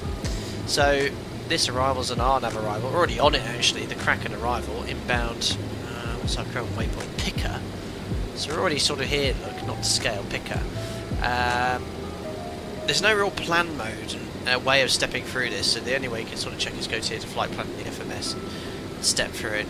Confirm Barrow, okay, yeah, 2991. So you can sort of see here, if I go fly plan, all the time routes, so inbound to Picker at 1744. Marcy, Carter, Kraken, Gigi, Sting, if I go to the next page, Chet and Tor, so all the lateral routing is sorted. So from Chet's, that's the beginning of the arrival, with the altitudes as well, so if you go to VNAV, you can see all the altitudes there too. So 10,000 Gigi Chet's, 3,000 Antor Busby. With the VNAV, it does plan, I think it's a fixed gradient, it's not like an idle path descent or as anything sophisticated as you get with the 7.3, but it will descend on a fixed gradient basically. Oh, 2 tons, we've not done a flight into and out of Tampa, really? I thought we would have done that. There we are. Laterally we're all fine, the VNAV system will deal with our nav ATM. We'll essentially go via Chet, which is a base leg for RNAV runway 09. It's the perfect flight to test this. MSA 15,000, really? Oh, is that because of that 10th balloon someone mentioned? Yeah, okay. Oh yeah, balloon and cable at 14,000 feet, restricted area. That's what the MSA is so high. Anyway, look, we've got this GPS approach. This is for flying LPV minima using approach modes. We can use an approach mode in this actually, which will sort of follow the LNAV VNAV minima, but I'm going to use LNAV VNAV minima anyway, because I'm sure we don't have the equipment to allow us to fly that. So the minimums will be 425. What is that? 1.25 statute mile visibility USA. So I'll set the minima 425. So you pull this, and then you can set your minimum on the PFD. Well, no, not pull. Push. Then look at the PFD up here, you'll see me set 425. Is it decision height, so 422 in this case, I'll set it to 430. Fiddly. So there we are. Gosh. So fiddly. 430 feet. So decision height is set on both Jim's side and my side. Really, guys, from a sort of manipulating the FNC and planning point of view, there's very little to do because it's all laterally there. Unless we get vectored, but that's not a problem. I practiced yesterday getting vectors and updating the FNC, not a problem. We'll position down to 3,000 feet and towards 1,500. You then, in the 727, you could arm approach mode. When you arm approach mode and there's no ILS tuned, it will follow the lateral vertical path down the approach, this approach basically, based off the glide path angle of 3 degrees, which is pretty cool. So course, I mean, I tried setting the courses yesterday to 093. The only way to set the courses is to spit out the lateral navigation. It goes heading select, it's a bit messy. So I didn't bother setting the courses yesterday. Minimum was discussed. Missed approach, climbed to 2,000 feet direct to Burpee, which is a straight line, and then we're entering a hold. So it really isn't, from a planning point of view, much to do. Local altimeter differences, set a different one there for uncompensated barrier VNAV systems. So below 12 or above 54, don't use VNAV, use LNAV only. Not authorised with different altimetry settings. WAS VNAV outages may occur daily. Fun. Helicopter traffic, really isn't much to say. It's that simple. Like an Airbus, exactly listed it. So how we're going to fly it? Chet's max 210, so I'm probably going to go flap 5 on base leg, 180 knots. Antor will get established. Busby's at 4.6 miles. What's that, 4.6? Is that 4.6 on the threshold? 1.7, 2.9, yeah, so passing Busby, or just before Busby, at 1500, I'll go gear down, flap 50. It's going to be a flat 40 landing. After you've engaged the approach mode, you can set the missed approach altitude, it won't level off, which is quite cool. And it's all coded, we've already stepped through the points there, look. As Antor, initial fix, Busby's the final approach fix, runway 09. Right, landing performance we've already looked at. Dreadful. We've got 160 metres until we go off the end of the runway. So I think you know what I'm going to do here, guys. Overhead panel. Order brake max. I might have to go max manual braking. I'm doing it on my test sector. And it's a short runway. We're going to have to vacate at Alpha 4. Alpha 3 is an option if the brakes are cooking. With the unfactored distance, I think you can make Alpha 3. Yeah, we just cannot float here, guys. And then Key West, look where it is, it's so cool. We'll taxi onto the apron. So there is a little cargo apron, this hasn't been updated here. MKStudios have got the most up-to-date airport layout. We've got no parking stand information here either. There is a stand 9. It's not on here, but there's a 7, 8, 9, and it's sort of quite well suited for the cargo aircraft, so we'll go here. All the rest are sort of business jets, and then you've got 7 commercial ramps here, sort of with air bridges. So, I mean, I can use the air bridge one, but that's it. I don't need to overbrief this one. All we need to say is, how far away from top of descent? 6 minutes. Perfect. I'll sync my heading bug. Change my zoom. You can sort of see the routing there. Off to the right, onto the base leg, and we get closer, we can zoom in. Nav aids, I mean, I can tune something. Key West, what do you have here? There's a TACAN. Vortac 13.5, I mean, I can tune that up for situational awareness, I suppose. 13.5 active.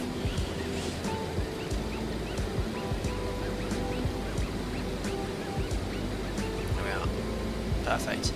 So what do you think of the Super 27, guys? I don't know, when I fly aircraft like this, I do like to use INS and VOR. It's something a bit more rewarding about that. But having said this, you know, it's still, you've got all the 727 old school goodness here with the modern avionics suite, that's all. Max flaps, max brakes, pray the reverse thrust can help as well. That'll help with brake cooling, that's for sure.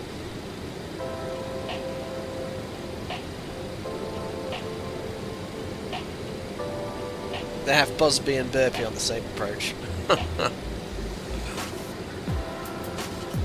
little bit cloudy over there. Oh yeah, what is the weather?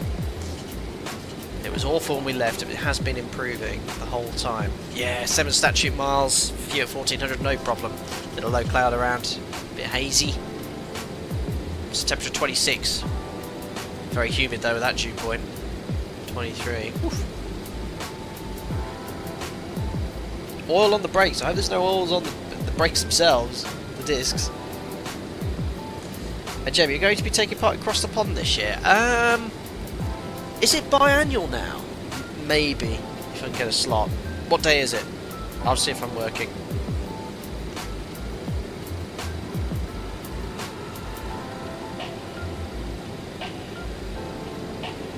Nice use to, I know, stunning.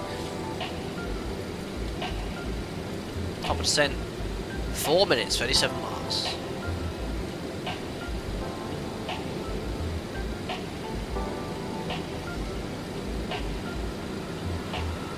Found I low-key forgot to sub to the channel. Well, welcome. Generally speaking, yeah, for chat, I turned subscriber mode only. There was a period on YouTube. I think they've gone on top of it now. Who remembers in chat when we had that period on YouTube where you had random bots coming in, selling all sorts of illicit services? These fake YouTube accounts. So I just turned on subscriber mode. Generally, most streams I do that. It's an annual event, April 25th. I'm working. It's my day 3, right in the middle of my working week. Yeah, probably not. Saturday 25th. If I'm on standby, maybe. But we'll have to see. Fighter Squad, you want to see outside the 727? Absolutely.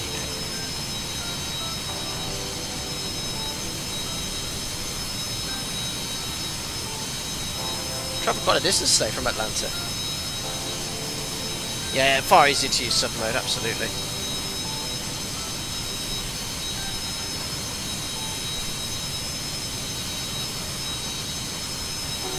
Awesome. Nathan, you're on standby that day as well. Are you going to do it? I might do it. It depends what I'm doing the next day and what times they are. But I'd like to take part, especially on this PC, the Beast. So yeah. When we land, we'll do the usual thing. Take a look around the scenery. I've got my little blurb here so I can tell you about Key West International Airport from MKStudios. So there we are. So the scenery we have out now, £14.29. Some people are commenting it's a lot of money for a small airport. I think it is. It's on the higher end, but the detail is pretty extraordinary. But don't forget to get 10% off via my link if you are interested. But yeah, experience the southernmost airport in the continental United States. Short run with big character and the silent vibes. It's cool. And there's loads of POIs around the airport as well. Well, you'll see after we land. The quality is really, really nice.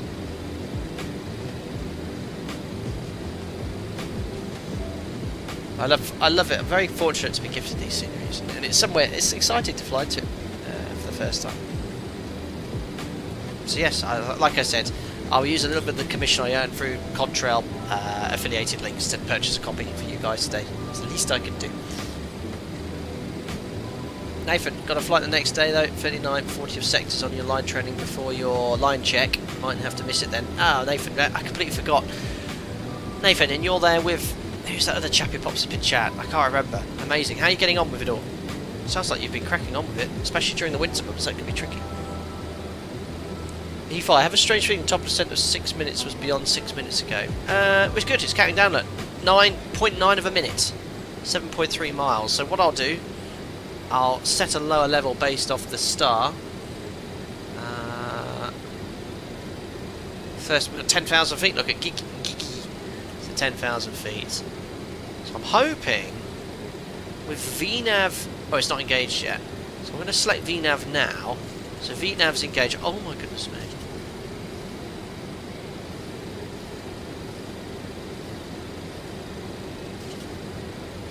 If I press perform select, that does nothing. So hopefully, I'm hoping now with VNAV engaged in climb, in cruise, 1.8 miles to go, look, hopefully it'll start descending automatically. What is this blinking E? I need to find that out. There it goes, look. 1, 2, you'd be sick there, guys. There's a lot of aircraft, a lot of add-ons in Microsoft Flight Simulator with quite aggressive pitch modes. Harry Hibbard, that's it, Nathan. Hope you guys do both fine. So there you are, and this is your VNAV path, like in the 7.3. So look, let's see how it gets us onto the approach. I've still got the auto throttle on. I'll descend at 300 knots. Remember, this will be a thrust-on descent. It's not like the 7.3 where it descent as a proper idle path, efficient descent. How's the fuel situation? We need 3.7 for our alternate. Oh yeah, see, look, we've got the imbal again because of these engines burning different amounts of fuel. So we've got 4.4, 5.4, 6.4, 6.8 tons. That's great. We need 3.7. So we've got an extra 3 tons on board. So that's about 35-40 minutes. It's good. We took an extra fuel. Remember, we took an extra 30 minutes of fuel due to weather. Off to Malta tomorrow. Very nice. Flights are ramping up April, ready for summer. Yeah, that's when things will pick up. I'm in the sim this week, but the following week I do have a full block of line training. 4 sectors. Just looking at my roster here as well. And I'm doing a line check on one of the days as well, so I'm sat in the jump seat. With my clipboard. No, I'm joking.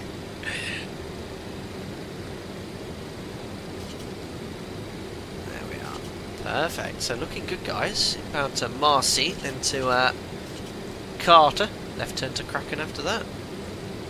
I've got the DME here for that TACAN, which is not on the field, but just gives you a rough idea. Yeah, the needles are pointing towards it as well, which is good. Good for situation awareness. We'll leave the auto throttle in as well.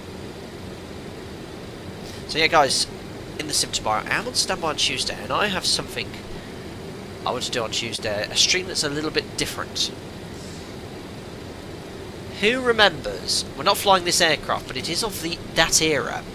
Who remembers when I flew the Blériot 11 or 12, I can't remember what it was, and how much fun we had. I found an add-on which is of a similar era aircraft, and I think it will be really good fun to fly, and I think you guys will have a laugh. I'm certainly looking forward to doing it. So if I don't get called on Tuesday, plan is to purchase this aircraft, or I can see you can actually rent it and do a stream in it, and I think it'll be a laugh. So I won't give you any more clues than that. Just keep an eye out, subscribe, and you'll see that stream pop up if I don't get called on Tuesday. If not, I still want to do it, so I'll probably do it on my first day off at the end of next week.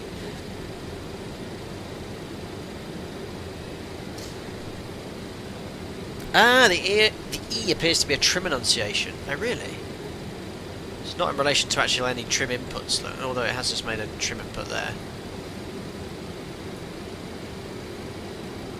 Okay, distance to go. So you got this required feet per minute, actual feet per minute. That's obviously following that. 10 feet deviation for the vertical path. Oops, autopilot servo elevator. Oh yeah, look, auto land capability. It's quite cool. You know what, it's a good little add-on this. At the start of the stream I was a bit critical and I found it quite fiddly to use, but now I've done a sector using this system, you know, I'll give it an 8 out of 10. Thunder Squadron, fly the Avro 146. Yeah, we've flown that a number of times. I'm a big fan of that, actually. But Tuesday the plans do something a bit different, a bit of fun. And you can join me on multiplayer. I'll do Microsoft Flight Sim 2024 multiplayer flight. It is that sort of aircraft. We won't be on that sim, that's for sure. In fact, I don't think this aircraft would have had a radio. But yeah, it's going to be fun. I think. I just looked at this aircraft. I was thinking, you know what? This would be excellent.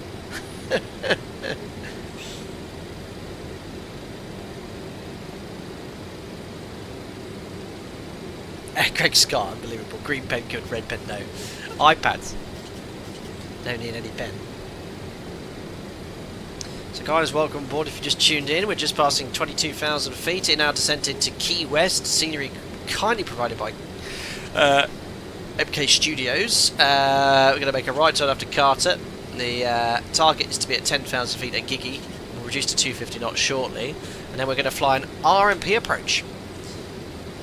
First of a time we've done one of those in a 727, but we've got all the equipment on this Super 27, which is retrofitted with modern autopilot, FMS, digital PFD-ND. You get this lovely deviation bar from your lateral route as well. That's really cool. There we go. Don't think we're going to get any ATC, guys. No. Somewhere further south there's ATC, but nowhere else. So we'll have to advisory it. Over the Gulf of Mexico. Look at the colour of the water as well. Very nice.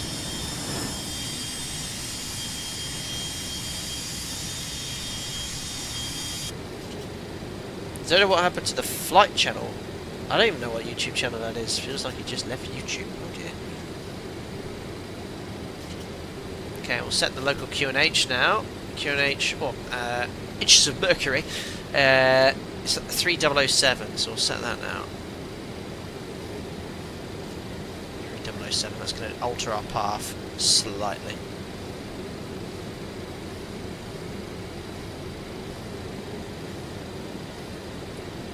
Turning up the sim again slightly. A little bit louder for you.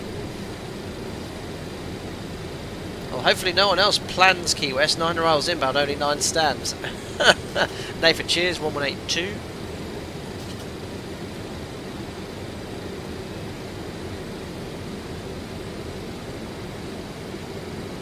Oh, I hate that.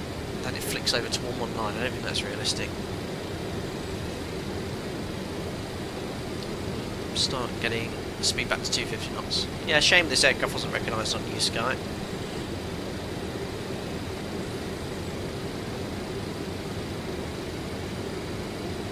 Oh yes, I forgot to arm the owls, but that's fine, we'll keep descending anyway.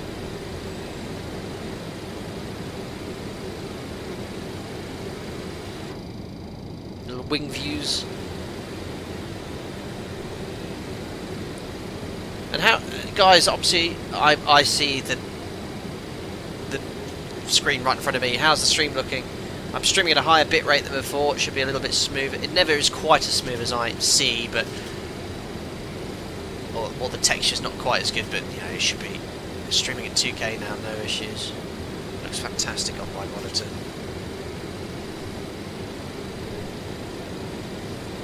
Good.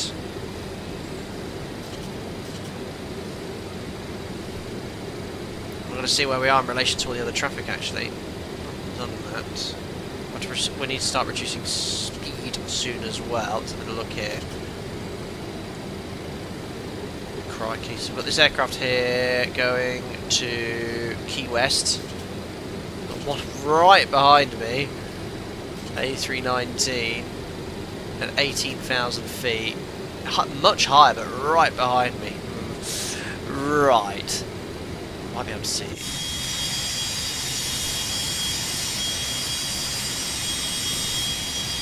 I can't see them. Have I got my transponder on? I don't think I have. TRA normal, yes. 2,000 feet above, look. Can't see them. Right, this could be interesting. Right, start reducing to 250 knots at Gigi. So we can just simply bug the speed. Thrust going to idle, that's good. Oops, make sure the seatbelt sign is on. Wherever they are. Any stowaways? There we are, reducing to 250 knots. They're in orbit. Ah, okay, perfect.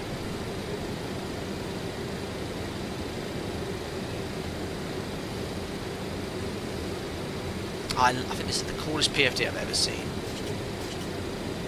Well, the airspeed indicator, I should say. After a little bit of low cloud still around, but it's all sort of as it's heated up, broken off. So we're going to apply with the 250 knots at 10,000 feet. I'm going to keep descending. Next altitude is 3,000 feet at Chet's. So let's set that now. 3,000 feet set. So it's done a good job, look. VNAV's aimed to get me to pass at 10,000 feet at Gigi. Gigi's 4 miles away. And it's going to be pretty much bang on 10,000 feet.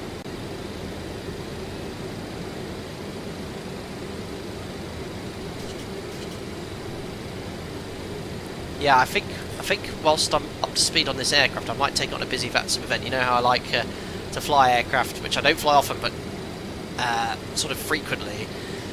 Now I'm up to speed and I've learned this aircraft with the virtual FO. I think we should do a busy VATSIM event. I think that would be hilarious. Come in the 7-2 into Frankfurt or something. We'll have to see. Alright, passing 10,000 feet, 3,000. Post-cruise checks, fuel. So It's all configured. Lights. Angler bank is fine. Pressurization, just double check. Still depressurizing. Cabin altitude is already at sea level. Diff pressure dropping. Belts on. Checks complete. In fact, we can run the approach checklist. Approach checks. There we go. Nav, beacon, and logo lights set. Brake pressure checked. Altimeter is set to 1017. 8. Boost pumps all on. Cross feed number 2 is open and 1 and 3 are closed. Fuel heat off.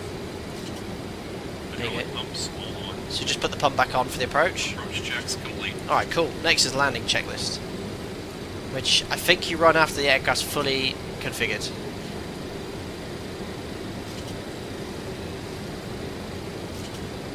Alright. Key West. Parking. Parking 9. I remembered to do GSX. Yes. That's great, this pre-selection thing. Okay, cool. So, going to make a slight right turn to Chet's. Chet's 210 knots. We'll start reducing the speed shortly.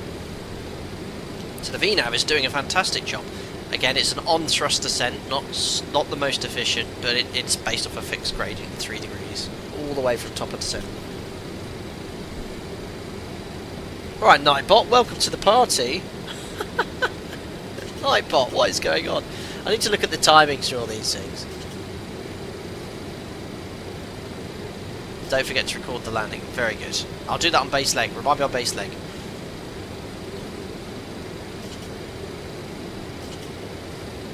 Horses belts on, yes. Look at this approach. Stunning. Oh, it's very quiet in this perspective, isn't it? That's the best wing view I could get, guys.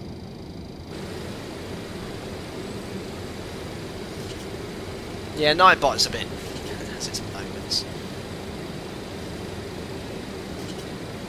Zoom in a little bit there. So now we're going to start reducing speed as Chet is only 14 miles away. So, oh, I know what we've got to do. Landing performance. So, Key West, flap 40. How do you set the runway? Hey! Key West, enter. Landing weight's this. Hey? You can't select your runway. Wind, QNH temperature, minimum landing, set EPR, set speeds. Oh, I've reset all my speeds. How do you select landing? Yesterday there was a landing option. Right. I can put this in manually, will that help? 108. Oh, there we go. I just know what runway I want. I don't know, set speeds, set EPR. Right, EPR for the go around set, and speeds 2. Perfect. Now, I'll start reducing 210 knots. So VREF is 124, V approach 129, based on flat 40. 1486! That's a bit... yeah, tight. I think that's... isn't that 1486? The other landing for calculator was... oh, it's okay. 1486, 1577. It's all fine. It's going to be so tight. Right, sorry, I need to fly my aeroplane. Reducing speeds into the upspeed. 200 knots will do. So after Chet's, we can descend down to 1500 feet. So I'll put this mode here, and that will allow you to set the altimeter in 100 foot increments. Key West is over there on the left hand side. Nice, nice afternoon now.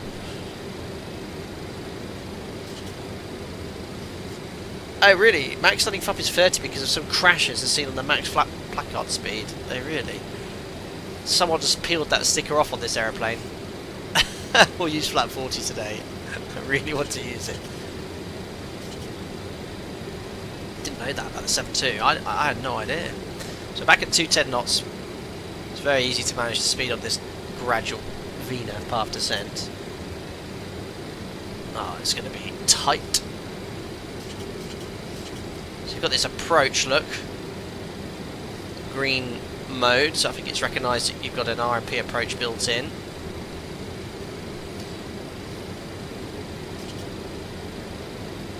Sync the heading bug. I think to set the courses for an ILS, you have to temporarily, like in other aircraft, like the Dash 8 and things like that, you have to go out of the VNAV mode or whatever. Oh yeah, flap speeds, yeah, thank you. Oh yeah, max landing flap setting, flap 30. Well, we're going to disobey that rule today. You're going to need it for performance. So when we're on base leg, we'll select flap 1, reduce the speed to 180, or flap 5 as well. I love the size of this total air temperature gauge, 20 degrees. How big do you want that? Alright, about to turn base leg, guys. It's doing a fantastic job so far.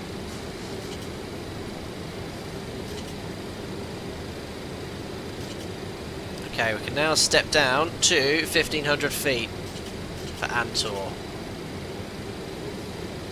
1500 feet set. We have VNAV and FMS for lateral navigation set. Speed check flap 1, or 2, sorry, speed check flap 5.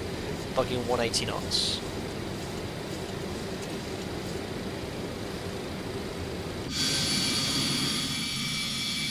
Look at this water. Oh, it looks beautiful. You see those leading edge devices extended?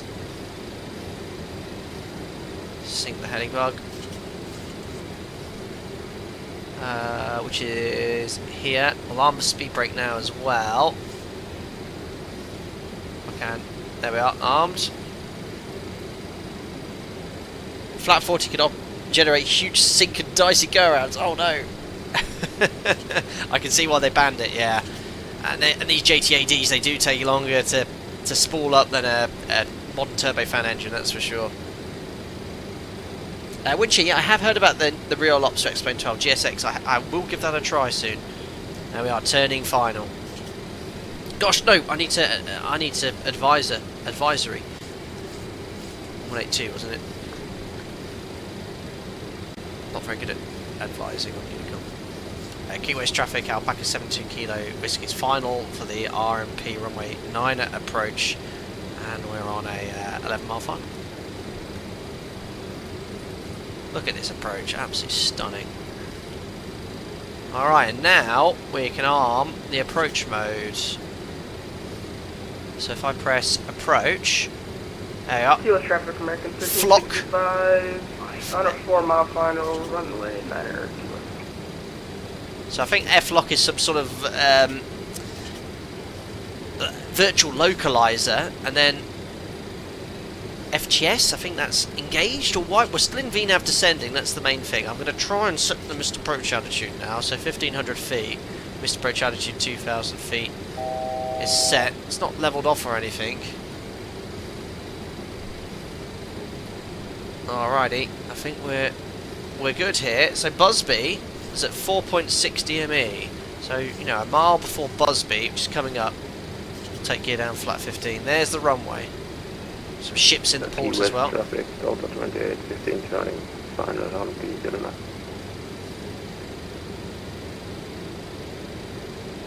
Awesome. So, what are we at? 180 knots. How many miles from Busby? Yeah, I think, guys, we're 2,000. Let's configure a little bit early today. So, gear down. Doors are opening and they're extending. Flaps to 15. Again, remember, don't fly the 7.2, so I'm not exactly sure about the exact gear flap configuration. All those final speeds. V approach 129. So keep extending the flaps. Flaps 25. Flap 30. Flap 40, which is not approved, but it is today. Well, it's 185, so I'm going to go for the flap 40. Bug 129. We'll run the landing checklist. Ah! Jim! Landing checks. Flaps 30 set. 40. Ignition set to No, continuous. West traffic, Delta 28, 15, 9 miles final, that's Illinois. Gosh, don't like this nose up Landing attitude. checks complete. So there we are, stabilised at 130 knots on this glide path angle, and we're very high up nose attitude. There we are. I can visually confirm flap 40 gear down. Unapproved flap setting. Alright, I think we're ready to go. Just get my thrust levers all matched up. Yoke cam on. Clear runway. Alright, disconnecting autopilot. What if I'm leaving? Whoa. Good traffic, bird tree running. And look at, it's done a good job. Look, LNAV, VNAV, put me on the localizer, on the correct glide path angle. Very good. Very impressed. RNP approaches.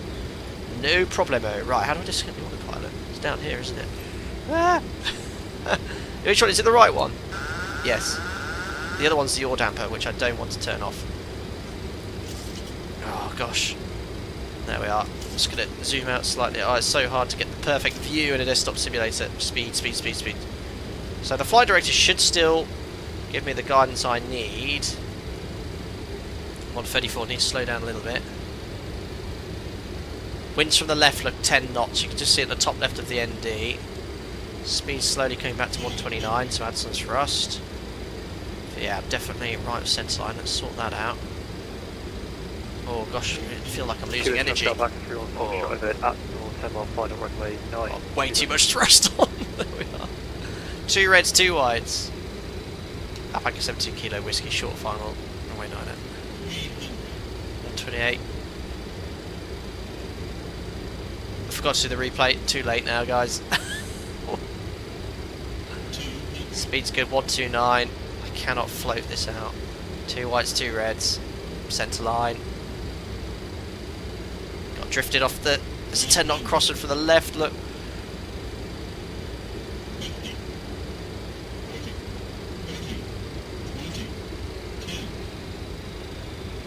Perfect. Right, speed brakes up. Reverses. Gently lower the nose. Alright, 90 knots. 80 knots. I'm not using any manual braking yet. 60 knots. Manual braking. Auto brake disarm. Whoa! There we are, reverses to idle. Ladies and gentlemen, welcome to Key West. Oh, the max auto brake was fine. That was superb. Cancelling reverse. Awesome. I love fly sim. Now I'm just showing off with the window open. Amazing. MKStudios Key West. What the hell are you doing with those thrust levers? Well, there's only 2 reversers, remember? On the buckets. Or was there a third one? I don't know. No, there isn't, look. So I selected reverse thrust on the 1 and 3 engine. Alright, Jim, you do your clean up. After landing checks. Brake pressure checked. Very narrow taxiway here. Pressure switch set to ground. Now back at 72 kilo whiskey, vacated runway 9 Key West. Landing and strobe lights are off. Taxi lights are on. We're going right in this corner here.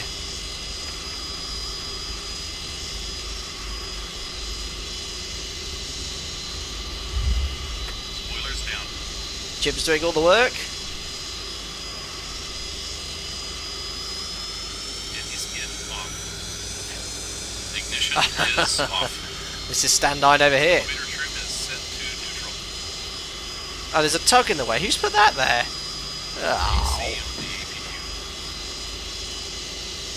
APU master on. So he's put the flaps up. He started the APU for me. Put the APU on the bus. It's great.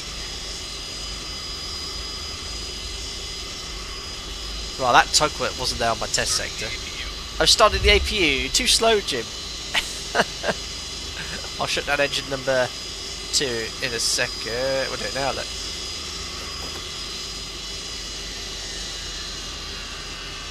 Oh, the tug's going to go straight through that tug.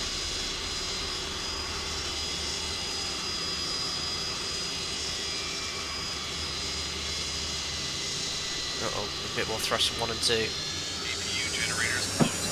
Essential power on APU. Great. Good timing. Oh, that'll do. Alright, parking brake set. Jim, how's your after landing flow going? Still ongoing. Awesome.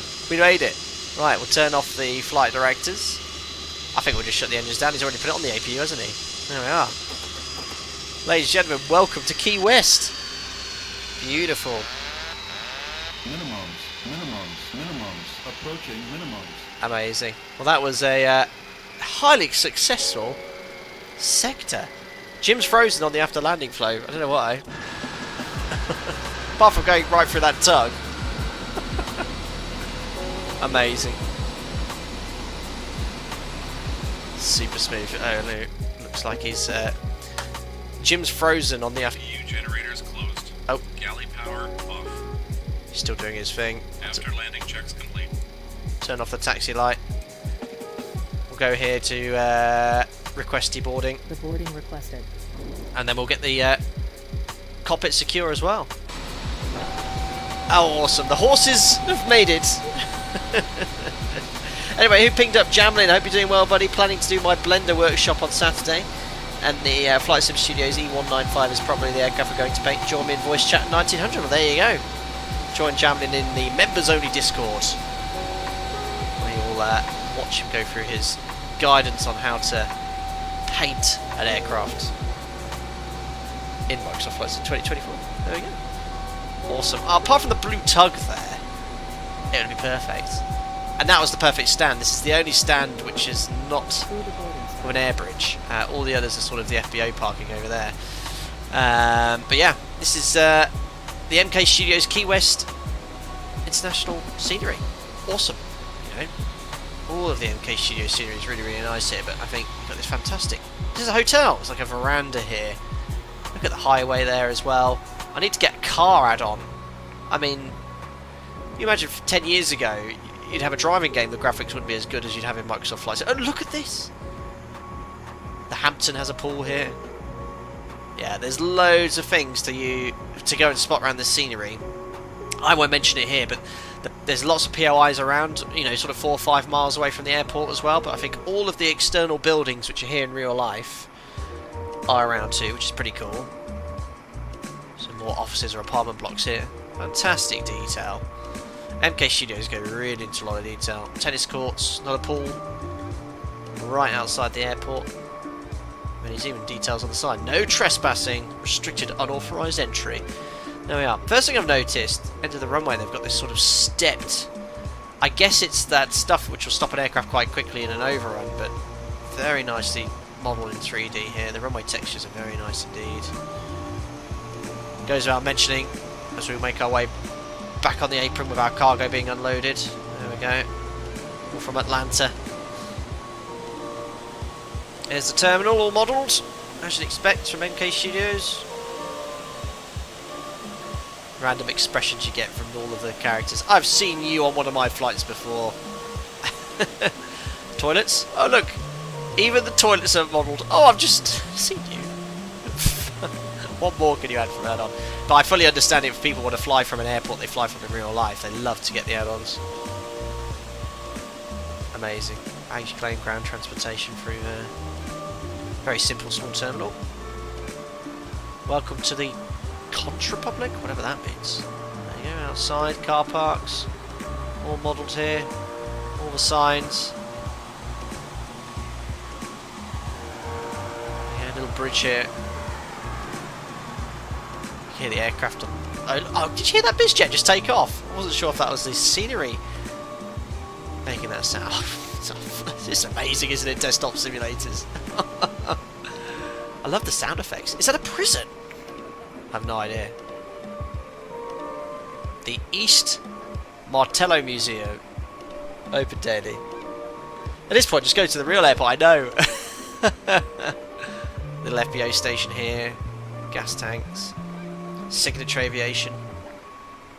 FBO, all the biscuits. These are static models by the looks of it. Very nice static models, to be fair.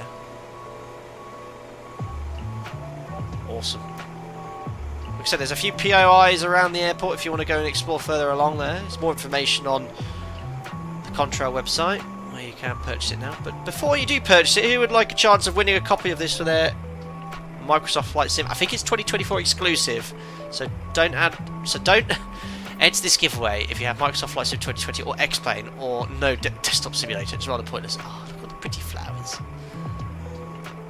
It's amazing, isn't it? How spoiled are we? Lovely details indeed. Jamlin, he's up for a giveaway. Amazing. And here we are, Charter America. Chartered by Alpaca Airways. Awesome. Right then, let me get the giveaway set up in the background, guys.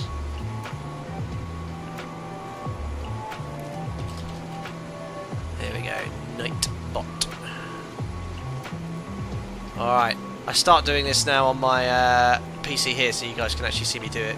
So you can see that it's not rigged.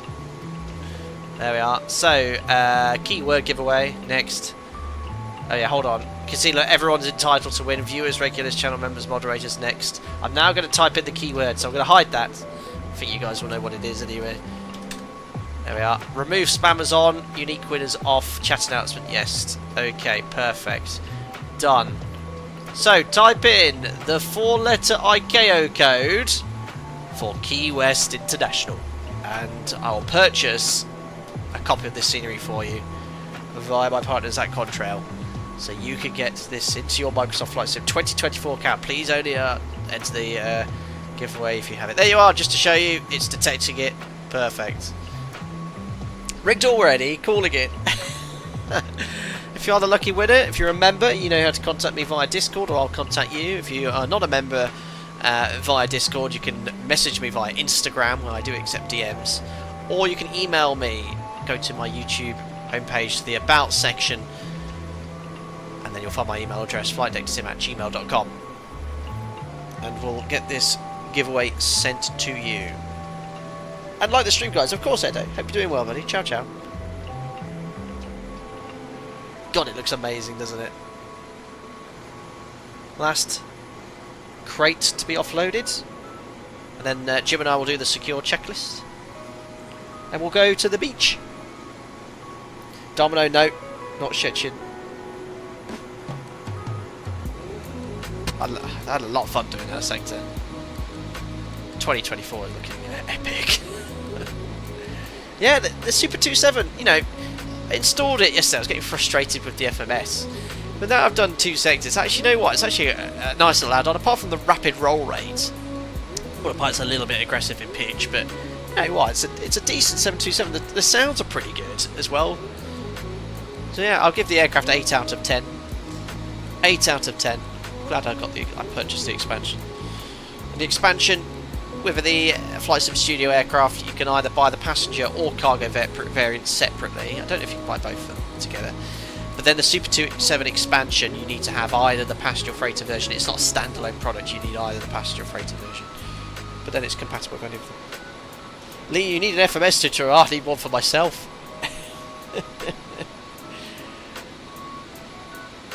Alrighty, I think we've had enough people enter the giveaway now.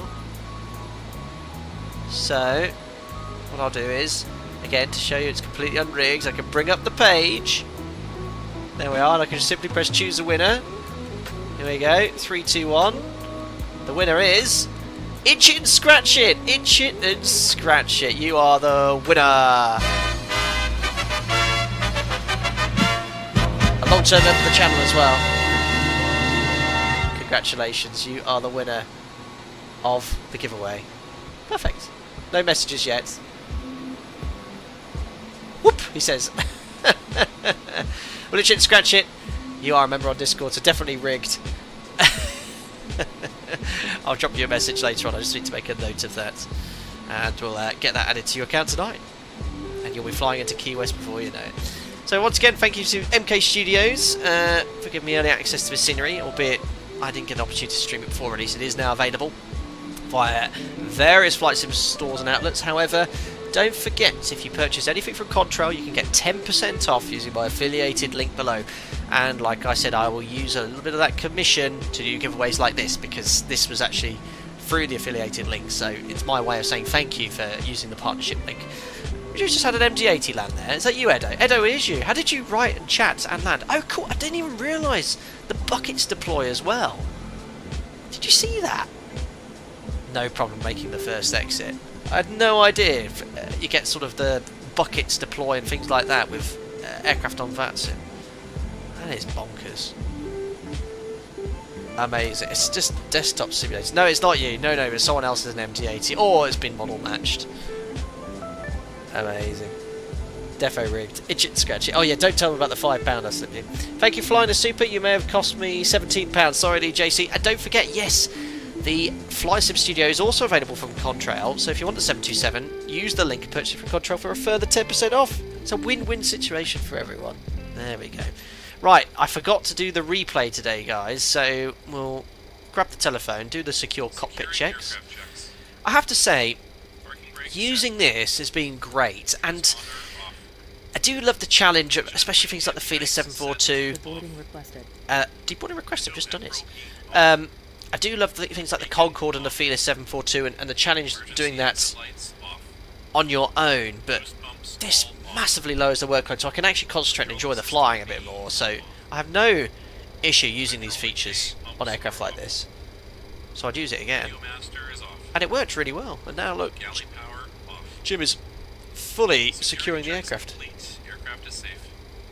Aircraft is safe. Well, thanks, Jim. And that leaves me then just a couple of things left to do. We'll leave the doors open for the next crew. We could trip the ground power. Looks like that's left to be done. Oh, that's already done. Just turn off the battery. There we go. Aircraft shut down. Cold and dark. I mean, GSX is having a bit of a wobbly, but there we are. Doors all open still. Leave the aircraft shut down for the next crew. Anyway, guys, that's it for today. Sorry I forgot to do the replay. There's that beautiful MD-80 taxiing in as well. So yeah, thank you very much for tuning in. Thank you to Frenchy Pish for your super chat today, most kind as well, and to all the members for your continued support. If all goes to plan, I'm working tomorrow, but Tuesday, if I'm still on standby, I'll hopefully do a stream mid-afternoon or late afternoon.